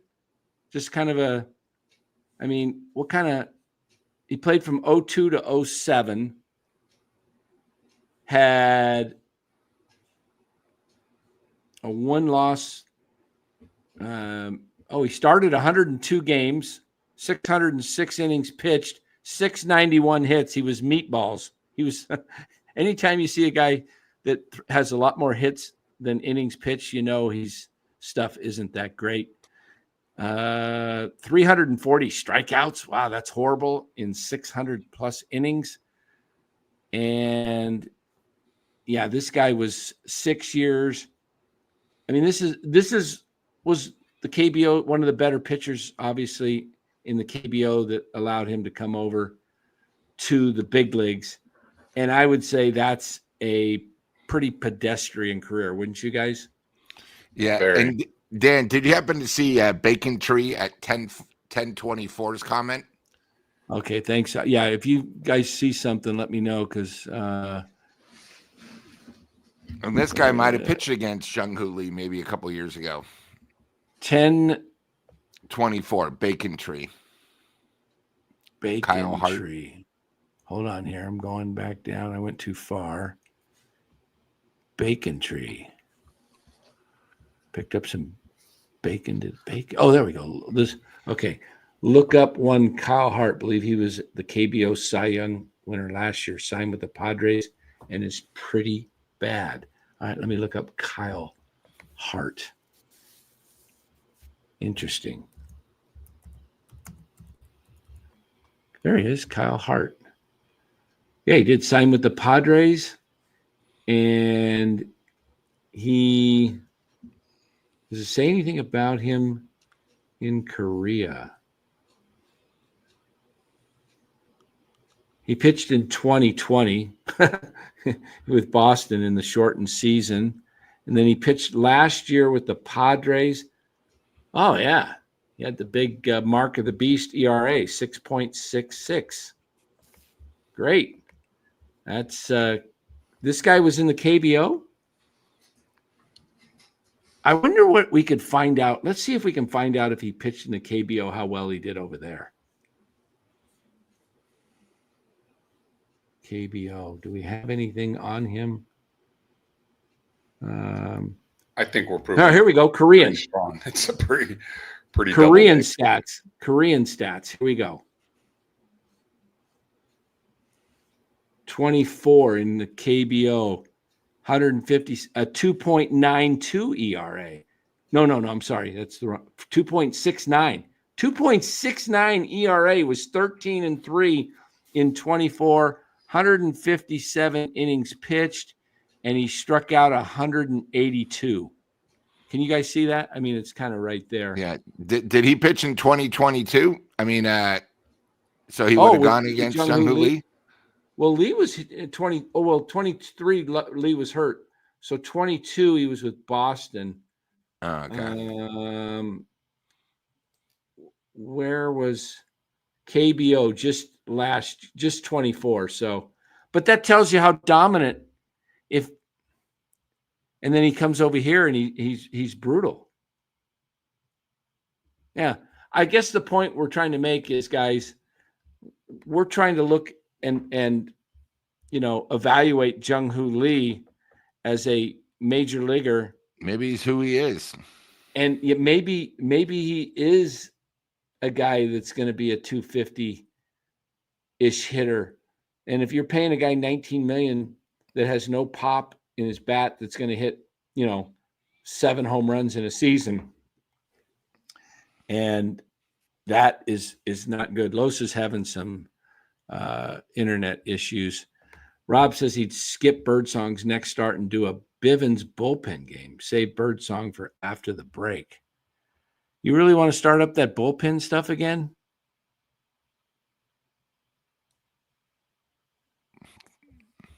No, if you're going to do anything and you skip him, you'll do the guy tonight, the guy that was 3-9. Who was the Giant pitcher that gave up the 3 homers? Because he started in AAA. Seymour. Carson Seymour. Yeah. Matthew says, by many top-tier outlets, Lee was actually projected to get well under half of what Farhan paid him. Yeah, they were projected basically about $10 million for him. Yeah. I don't know how 10 or 12, and we wind up going 19-2 or something. Good job. Yeah. I don't think the Korean League is that good. It's just, look, if you want, it's basically. If it wasn't for COVID, we wouldn't even know about the league because that was the only one playing during COVID, for that 2-year stint. Yeah. We'll see. He has talent. There's no doubt. You can see the tools in him. Defense skills. He's good. The defense. He's a good hustling ball player. It really is a matter of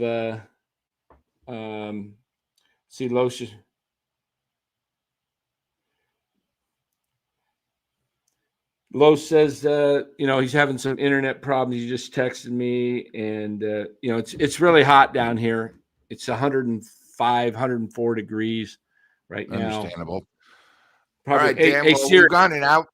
What's the temperature right now?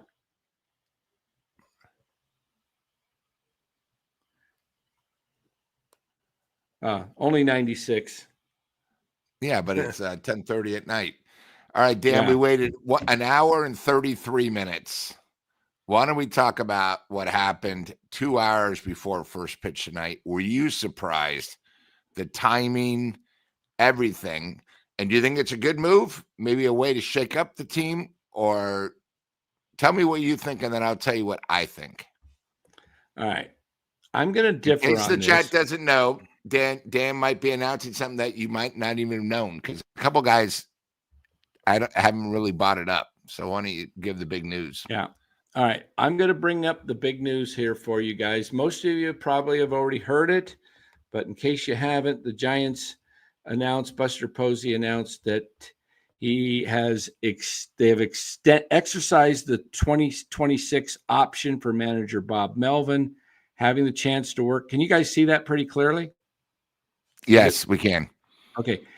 I'm on a different screen to blow this up so it's more visible. Having the chance to work alongside Bob every day, we're really fortunate to have such an experienced leader and one of the most well-respected managers in baseball, said Giants Pobo Buster Posey. His leadership, preparation, and connection with our players have been invaluable, and we believe he's the right person to continue guiding this team forward.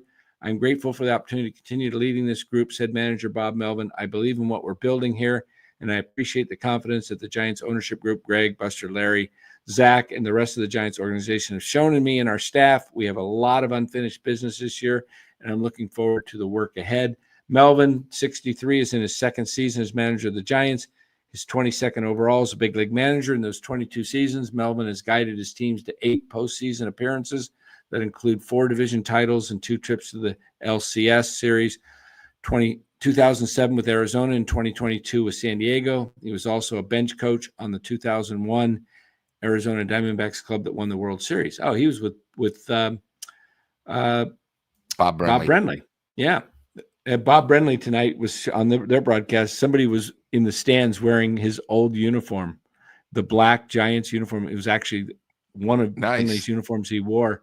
And Brenly said he went down and tapped him on the shoulder and said, "Hey, Mr. Brenly, can I get your autograph?" And he heard this guy, goes to all these auctions and big Giants fan. There you go. That's pretty badass. Good move. It was pretty cool. Yeah, I like listening to the broadcast with Arizona. They got good broadcasts. Yeah, he's good too on the broadcast. Yeah, Brendan, he's funny. Yeah, he's pretty good. As a Major League manager, Melvin has garnered 3 Manager of the Year awards, 07, 12, and 18 with Oakland, and owns a lifetime managerial record of 515, compiling a 16 and 42 and 15 and 47 record during the regular season. He's 16, 42 regular season wins, ranked 21st all time, and are third most among active managers behind Bruce Bochy, 22-12, and Terry Francona, 1994. Okay, so here was my response to this, guys. This is what I believe, and this is what it is. Basically, I felt Posey had to do something now with all the noise surrounding the team in Melvin. He either had to fire him or extend him, because I believe there needed to be something done. Doing nothing would leave a dark cloud over the team the rest of the season, which would be disastrous for this club. If the Giants continue to falter and finish poorly, hey, Buster, you're dreaming. Say 10 to 12 games. I'm talking to my dog, Buster. He's making all these noises. If the Giants continue to falter and finish poorly, say 10 to 12 games under 500, and it appears that Melvin has lost the clubhouse, there's nothing preventing Posey from replacing him after the season. But to leave him as a lame duck the rest of the season would be a horrible decision, in my opinion. And the reason I say that is I think this club needs to know what direction they're going in. They're in a tailspin. They can't be having calls for Melvin's job hanging over the club, in my opinion. So I don't have any problem with them exercising the option, but I would hope that if the team does really falter, Buster can come back and say, we believe, but things changed. And it's clear the clubhouse gave up, and that's a reflection we can't continue with. We thank him for the service, blah, blah, blah. But I don't think that's my thing. I don't think you can leave half the season when you're 2 games out of a wild card spot to having all this noise. Is Melvin going to get fired? Is Melvin going to, what are they, that's my take. What's yours? Well, first of all, you got to remember Bob replaced the great Kay Correa, who coached managed the last 4 games of the 2023 season. People forget that. But they did the same thing with Gabe Kapler. They gave him an extra year. It didn't work out. Then they relieved his duties. So they could do the same thing here. The timing was a little bit skeptical. I mean, if you guys watch the Giants pregame show, they're all homers, so of course they're going to say he was great. They all talk about how great Melvin is. The one thing about Melvin is he's never won the big one. He had problems at San Diego with a great team, couldn't take him to the big dance. Now he has problems here, and I know Farham was there, but I just think the Giants need to get out of this, a former player, and they got to get somebody new, a new face of the Giants. They did it with Buster, but, you got to get someone to run this team. Now, with Melvin, being it, that's fine. But it's, sorry, Giovanni. I wasn't sure how to say Kay Correa's name. I said it wrong. I apologize. I mean, he only managed 4 games. Boy, you guys were tough tonight on the pronunciations. Now I know how Dan feels. But, I think they're going to keep Melvin. But with the downfall, because I originally said by the All-Star break, something's got to be done. Now, this doesn't mean they might not fire Pat Burrell. They might not maybe relieve duties if there's another flop with Matt Williams. But you can't fire all the coaches. You got to keep some kind of stature. The other problem, I think, tonight is I was a little surprised, but I said, if they fire him, who could take over the duties? And I think that's the big problem with the Giants. This would have been perfect if maybe Terry Francona was still available. They just don't have somebody that could be the face of the Giants. So what do? You play it safe, and you have someone here for another year. But as you can tell tonight, it didn't work, but it's only one game. So I just don't like everyone keeps saying how good of a job he did this year and last year. My God, guys, last year we weren't even 500. We're on our way of not being 500. And when a team, has problems and they're not winning, someone has to take the blame. It's never going to be the player's fault, but somebody has to take, the shot. And, obviously it's not going to be Melvin, and they're going to have to do something, And then this brings me back with Buster. This was purely Buster's move. It's his buddy. It's the same thing with Yaz, where, he signed Yaz because everyone thinks he's incredible. That's why I'm saying at the end of the month, Giants, give away some people. If you don't think we're going to win it, trade Yaz because he's not part of our future. And when you trade these guys and they're not part of our future, then you have an extra spot for someone like Matos. You got to start thinking that way because, I personally, I think Melvin has lost the team. The last month, I think he has no control over it. You don't see people getting upset. His challenges are horrible. He never shows any emotion. And this team, I know it's a lot of egos. We have a lot of egos on this team, and only really the young guys have been stepping up. It needs a change, Dan, because we can't finish fourth again, especially after the Devers trade. All this stuff. We're finally getting crowds. We're finally getting the buzz. But you know what? After this Dodgers series, no one's going to start showing up if they're not winning. And, it's really going to hurt overall for everything. But as to the original question, I was sort of surprised. I didn't like the timing. I thought maybe during the All-Star break or maybe they need a little pickup, you do it then. Not in the middle of a series. Because there's rumblings that are starting, and they wanted to show solidarity to the team, that this team is together. It's solid. There's no changes coming forth. Obviously, I don't think he's lost the clubhouse at this point. I don't see that. What I see, it's only, it's been a rough 2 weeks, but 2 weeks ago they were fighting for first place. So I don't think that's the issue. I think by doing this,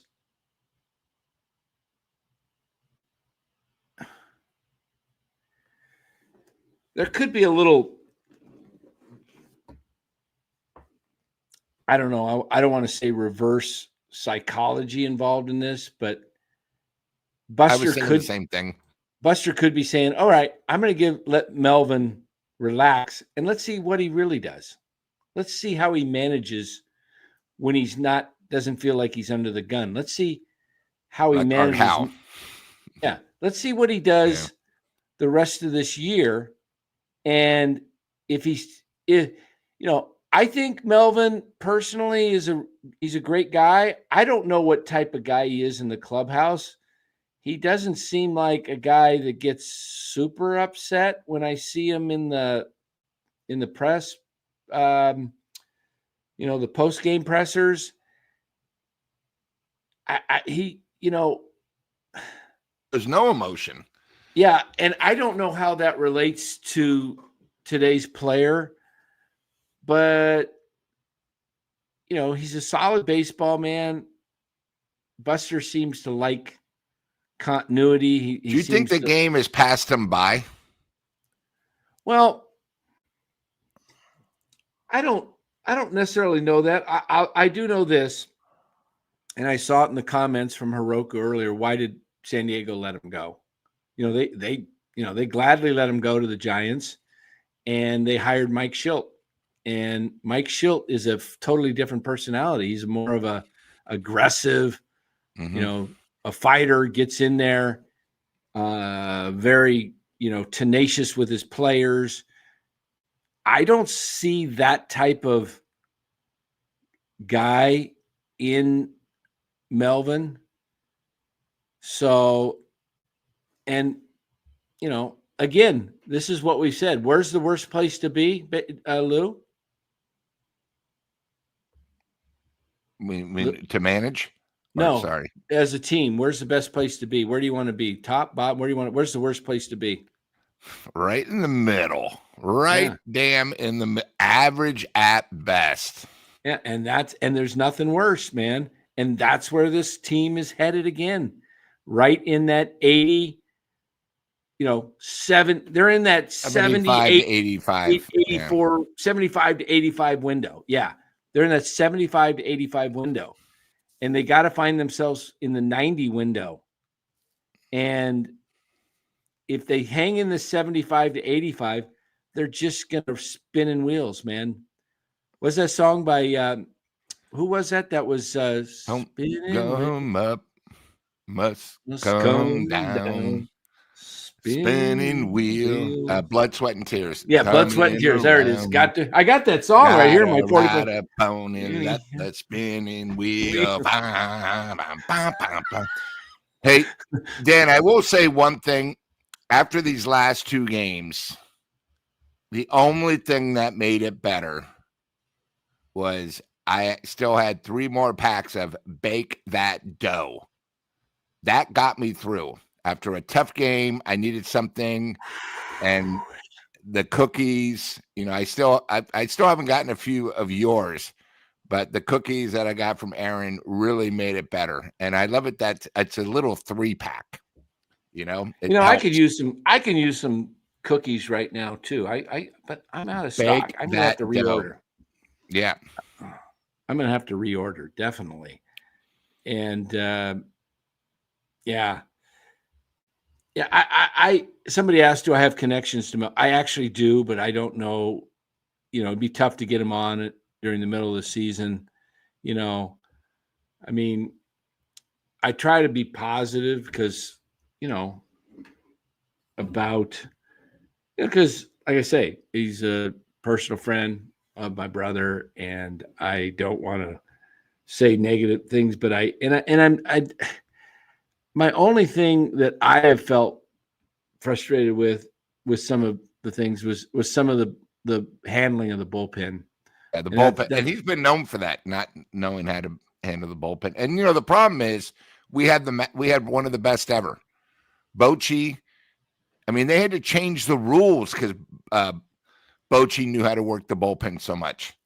People forget that. With our talent, he would come in one at a time. No, now you got to go 3 batters. That's basically the Bochy rule.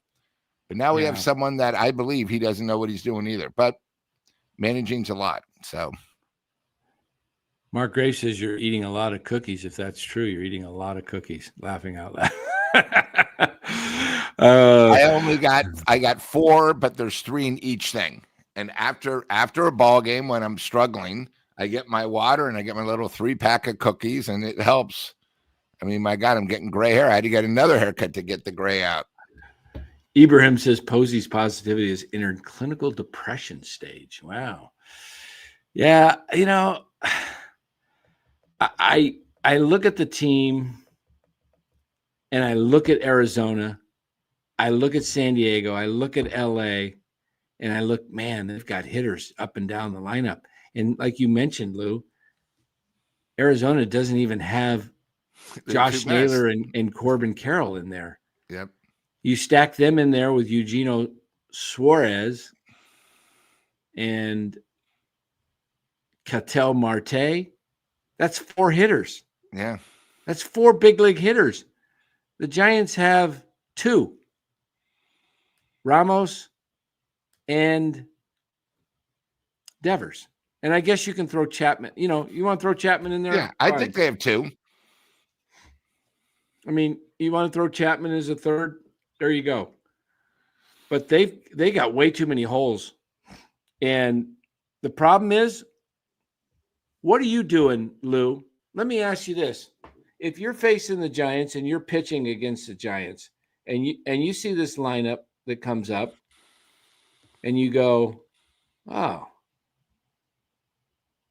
I mean, there's only 2 guys that can beat me. 2 guys. And if you notice, the thing about the Giants right now where it looks worse is Ramos is sort of struggling. For the first time in probably all season, he's sort of struggling. You know, it's just because he's been so consistent all year, you know? So he's struggling. So you're saying, okay, don't let him beat you and pitch everything Devers high. Fastballs, shoulder length. He can't, you know, he's right now, he's trying to hit a 3-run homer when he's up by himself. You know, like if you saw that hit today, his single, that was a rocket. And that's how he is. I'm not worried about him, but being the pitching staff, you look and you go, okay, who can beat us tonight? You know, it's sort of like when you go to the Dodgers, you just hope you can get to like 7, you know, the first 6 batters and you're okay.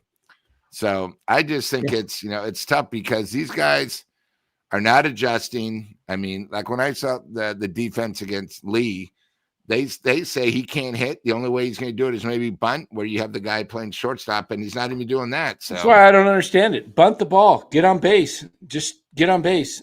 Has anybody else bunted beside Fitzgerald and Bailey when you think about it? No, not really. Look at this line. Osvaldo Marquez. This team strikes out more than my buddy does trying to get girls' numbers at the bar. That they do strike out a lot. Yep. Yeah. I did mention Sean Murphy earlier. Yeah. Sounds awful good right now about how they won't take on the money after Devers. But yeah, they probably won't. Look, when I look at this lineup, and if I'm pitching, I'm going, all right, I'm not letting Devers beat me. I'm going to throw him up high above the strike zone and make him chase. I'm going to put him hit the opposite way. Don't let him pull it. I'm not going to let him beat me. And I'm not going to, and then, you know, I'm not going to let maybe Ramos. I can get Chapman to chase. All I got to do is get a couple strikes on him, and I'll just, you know, I'll throw him outside. And even if I walk Chapman, who's up after Chapman? That's the problem. If you notice, Chapman walks a lot. Why does he walk a lot on this team? Because there's no one to hit. No one after him. There's no one to hit. That's why you got to get Matos in here and give him a shot. Look, I'm not saying that Matos is going to be the answer and the savior to this team and this team's problems. But if it ain't working with what you got, why won't you run with the young kid and see what he can do? That's the biggest key right there. We have guys right now in the starting lineup that are pathetic, horrible, can't hit. You know, like I said, we're now 20 for 118 with runners scoring position. Why not put a guy in there when we have runners in scoring position that'll at least give you a sacrifice fly, that'll at least hit a ground ball that's not going to be a double play? Give the kid a chance because nobody else is doing anything. Yeah. I mean, you're not asking much. You're just asking, let's put a guy in. And you know what? It's just like everyone wants a different bat. Let's trade for a bat. Okay, well, guys, we have a guy right here that could be our bat. And we don't have to give anything up. Yeah. No, it's really frustrating. I don't understand it. Yeah, you can't go out and make a trade right now. As it's not easy just to go, okay, we'll go get this guy. My question to the organization is this. Is playing Luis Matos any more detrimental to what you're playing now in center and right? Can he be any more detrimental? How much worse can he hit than Jung-Hoo Lee for the past 30 days? So why are you not looking at a young 23-year-old who you have to make a decision on real soon? Is he going to be part of the Giants' future, or is he not going to be part of the Giants' future? You need to know, is he capable of being an everyday player or not? The three things that can happen is with Matos is he could be a bust, and then you go, okay, in the 30 days we play, we you know what? We just don't think he's it. He could be really good, and you say, wow, we found ourselves a player. We've got ourselves an everyday player. And he can also become trade bait. He can become something that you can he becomes an asset, a valuable asset. And I see Deloading saying his defense is no good. You know what? I don't think it's as bad like he's such a liability. Is he any worse than Ramos out there in left Good field? point. I mean, his defense. And I just remember him at short. Where do you remember him at when he played? Played center, center, left, left. short. One time I remember. I mean, Matos has never played shortstop. He's not an. I thought one time they filled him there. Okay, to see outfield. No. I just think you play him every day. Exactly, Jay. If Matos is a legit bust, cost them nothing. Exactly. You find out before the trade deadline, because you know what? He might become a trade piece. He might just be a trade piece for somebody that wants a 23-year-old and he's thrown into a deal to get somebody along with somebody else. But, well, his problem is they trade him. You're just giving him away at his lowest value. He has no value. The Giants have basically, by what they've shown and pushed him down in the organization and not playing him, they showed that he's not even good enough to play on an average team. So they've got to rebuild his value. And look, do you know what Elliot Ramos' value was last April?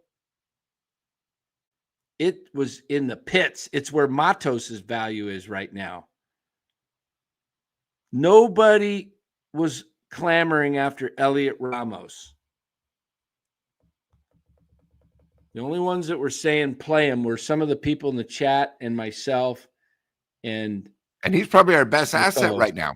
He's going to be an all-star again. I don't think he makes the all-star team. Money-wise. There's too many outfielders. He's not making the all-star team. I mean, look at the outfielders that he's got to compete with. It's unreal. I mean, there's let me see if I still have it up. I voted tonight, and I don't know if I still have it. But there's no Giants this is a second tier voting. There's no Giants. Second tier, yeah. Yeah, there's no Giants made the second tier. So there's all these other guys that made the second tier. And let me see if I can find nope, I don't have it up anymore. But you know who's going to be all-stars. It's going to be Kyle Tucker, right? And Juan Soto. You're muted again. He deserves it, Tucker. Tucker, Soto, Pete Crow Armstrong, those three guys. Probably a Dodger gets voted in because the Dodgers are stuffing the ballot, the fans. They might get Teoscar in there. You're going to get what's the name from Atlanta, since the game's in Atlanta? Acuna has a good shot at making it, even though he's just started, but he's been ripping the ball. There's just so many outfielders. If I go down, let me look at over my shoulder here. I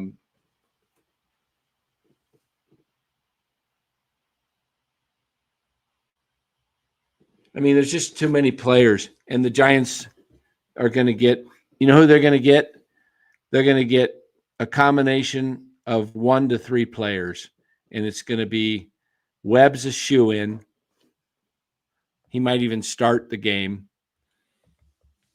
And then you've got possibly Ray. He's starting to falter a little bit, but he still might make it. And Randy Rodriguez has a outside shot. Position players, none. No Giants.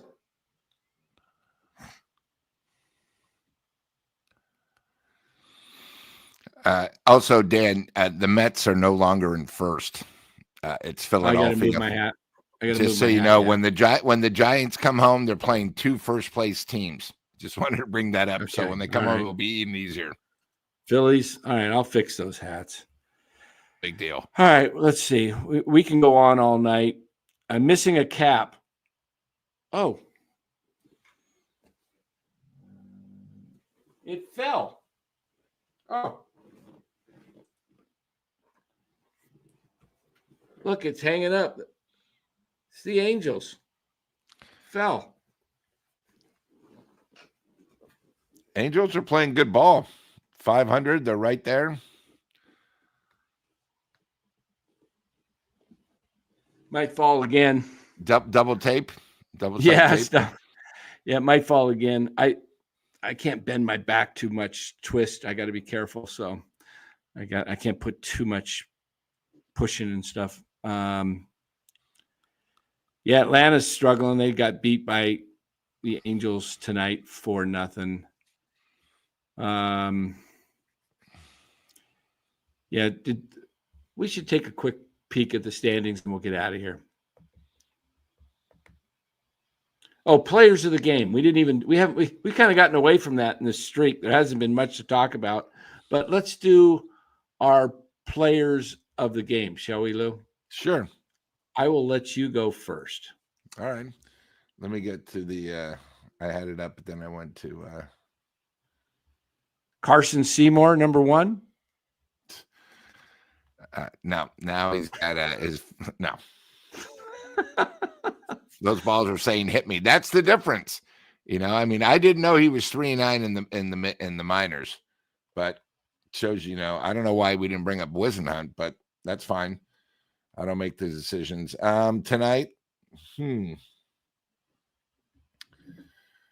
I will give my first star will be Adames, since he did hit a home run. So I will give him that. Willie and the Poor Boys singing. Yep, Willie and the Poor Boys. I will give Down on the corner, howdy in the street. Willie and the Poor Boys. My second star will be Lucchesi, our pitcher. Lucchesi. And our third star, boy, it's tough on these days. I will give Matos, of course. But I know he's going to be your number 1 star. Hey, Matos, came up, got the big ground rule double, and almost hit it out. I thought originally he was going to. It almost went out, down the line. Yeah. But I don't want to make him my first star because I know you're up next and you were nice enough to go. But yeah, Adames did hit it. It was on 0-2 pitch. I thought he was going to K. So those would be my 3. Why don't you take it over? I'm going to go. I kind of like Adames, 1 for 3, no strikeouts. I like that. So he didn't strike out. And Matos is the only other player that didn't strike out. So we'll go with Matos number 2 and number 3. How do we find a third star? How about Bob Melvin getting an additional year? Yeah, Bob Melvin. How's that? I was just going to say the same thing. Bob Melvin got an additional year today, so he's our third star. And no, I don't want Mike Trout. I don't think he's the answer. Yeah. I'd hate to get stuck with that contract along with Adames and Chapman. Yeah. Oh, that would bury this team. Yeah. The one thing tonight I saw is Gallen has been suffering for the last 5 starts. His ERA is like 7. He's been getting pounded. Oh, yeah. The Giants had a chance in the first 3 innings to knock him out. They didn't. And when you give someone like Gallen, where he can just get his motion going, his fastball over, and making him chase, he looked like the old Gallen tonight. Oh, wait a minute. Can I change my third star? Of course you can. How about Anthony DeScalfani, ex-Giant, coming in and throwing 2 innings of shutout ball with 2 strikeouts? There you go. You're allowed to. I always sometimes go the opposite way. Hey, he was an ex-Giant, and he wasn't a great one. He had some good moments, but look at that. He comes in, and even the Giants can't even hit off Anthony DeScalfani. Of course. But Zach Gallen had 10 strikeouts tonight. The Giants had 12 more. Yep. On offense. I've never seen a team strike out so much. I mean, it's like they get 27 outs and 12 of them are strikeouts tonight. Yeah, they only had 32 at bats, and so you take away a home run. So 30 out of 31 at bats, they struck out 12 times. That's just like every 2.5 batters. That's just like And I know I always say it, and a lot of people in the comment, it doesn't matter who's pitching right now. They're all Cy Youngs with our offensive problems. Every guy. And, that brings up tomorrow. Tomorrow is going to be another tough game. We have our young stud, with Roop, and we're hoping Roop, can come through. And then who's going for Arizona? I know someone decent's going for them. Merrill Kelly.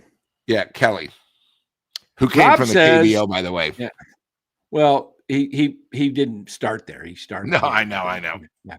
Rob says he'd trade Ray, Rogers, and Verlander. I'm good with that, Rob.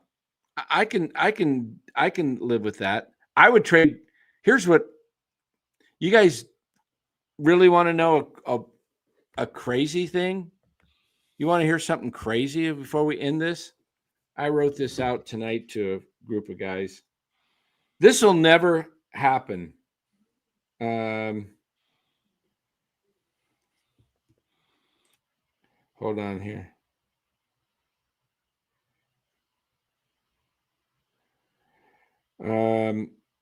This will never happen, but this is what I would consider doing, guys.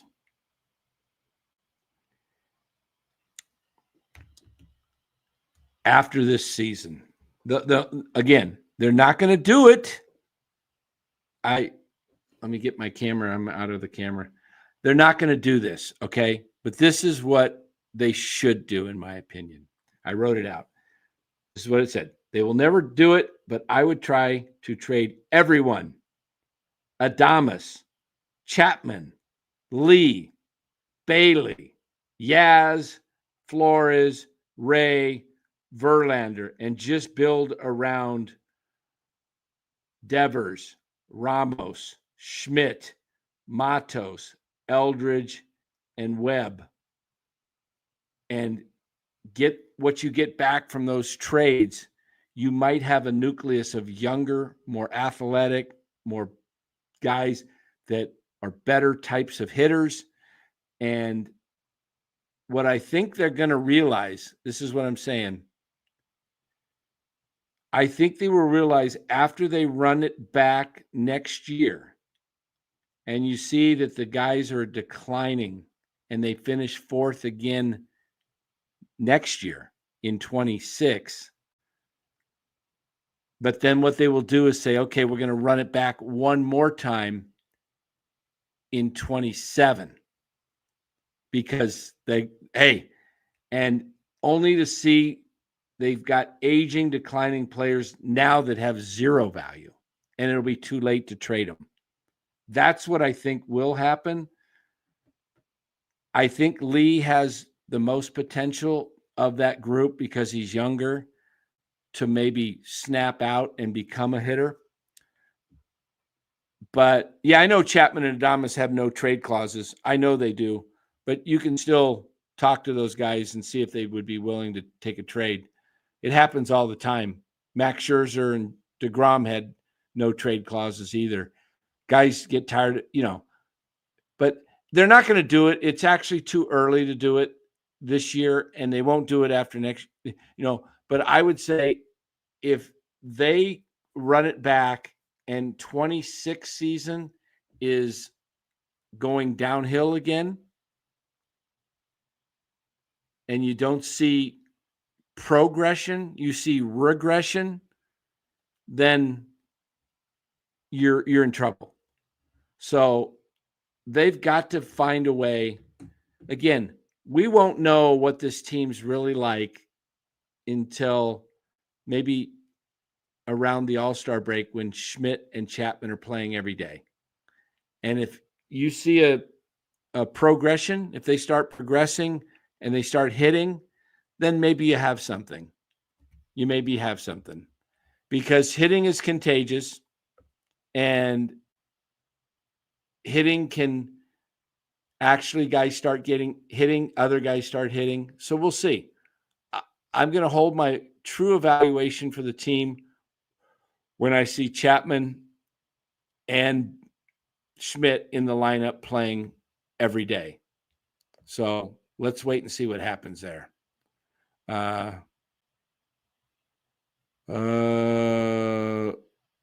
Okay, hold on here.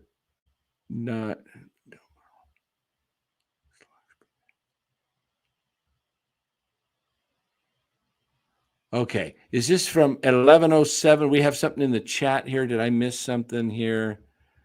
11:07. Let me see here. Hold on. Was that something in the chat? No. Maybe I read it wrong. Hold on, guys. I'm just reading something.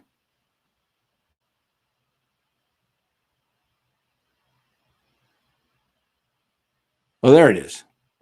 Here we go. Not Giants related, but Del Mar opening day is in a couple weeks. Will Lose Locks be back? That try for race 1 at Santa Anita on closing day was a great lock. Yeah. So we will possibly be doing some stuff with horse racing and Lose Locks. Yes, Lose Locks. One of the greatest handicappers we know. Lose Locks. I like it. Might have to do a whole new show. Lose Locks. Yes. And we will be at Del Mar in August. So we'll see.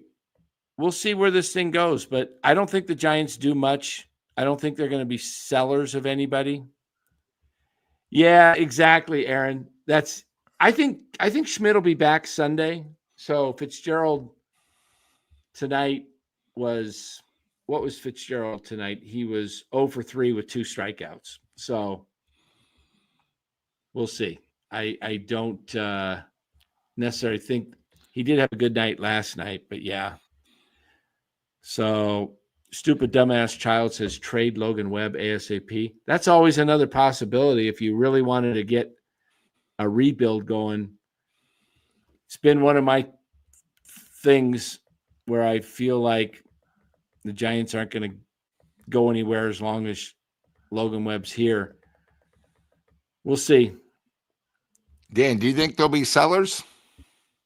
No, unless they, unless even guys that aren't even going to be that are going to be free agents at the end of the year, like if they fall 5 back of the wild card, I think Buster might sell some stuff. Yeah, guys like Flores, Yaz, that aren't going to come back. Why not get something for them? Yeah.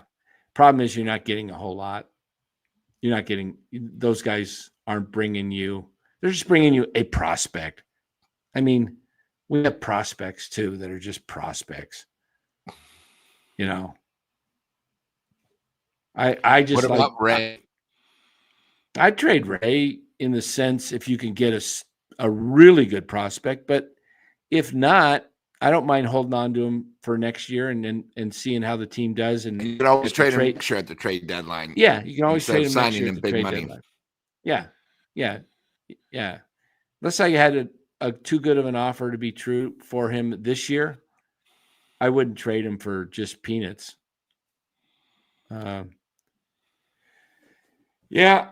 So anyway, we will end it on that. We've been going too long. And it's good night tonight, everybody. Be in the chat. We've had over 300 with you. So thanks for being here. Make sure you do like and subscribe to the channel. It really does mean a lot. It helps the channel's algorithms grow. So we appreciate all of that for sure. And we will be back again tomorrow night. So we'll see where it goes. We'll see where it goes tomorrow. Each game they lose, the next game becomes a must-win. We were saying last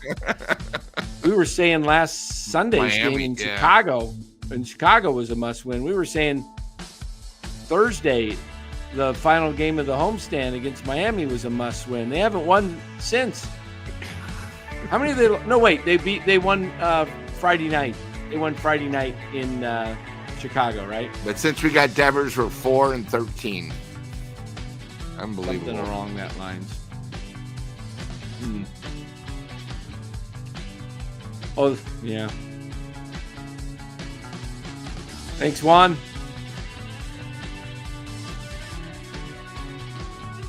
I don't know. That would be something. Two Italians get me in the mix to referee. Thanks. Philip. Have a great night.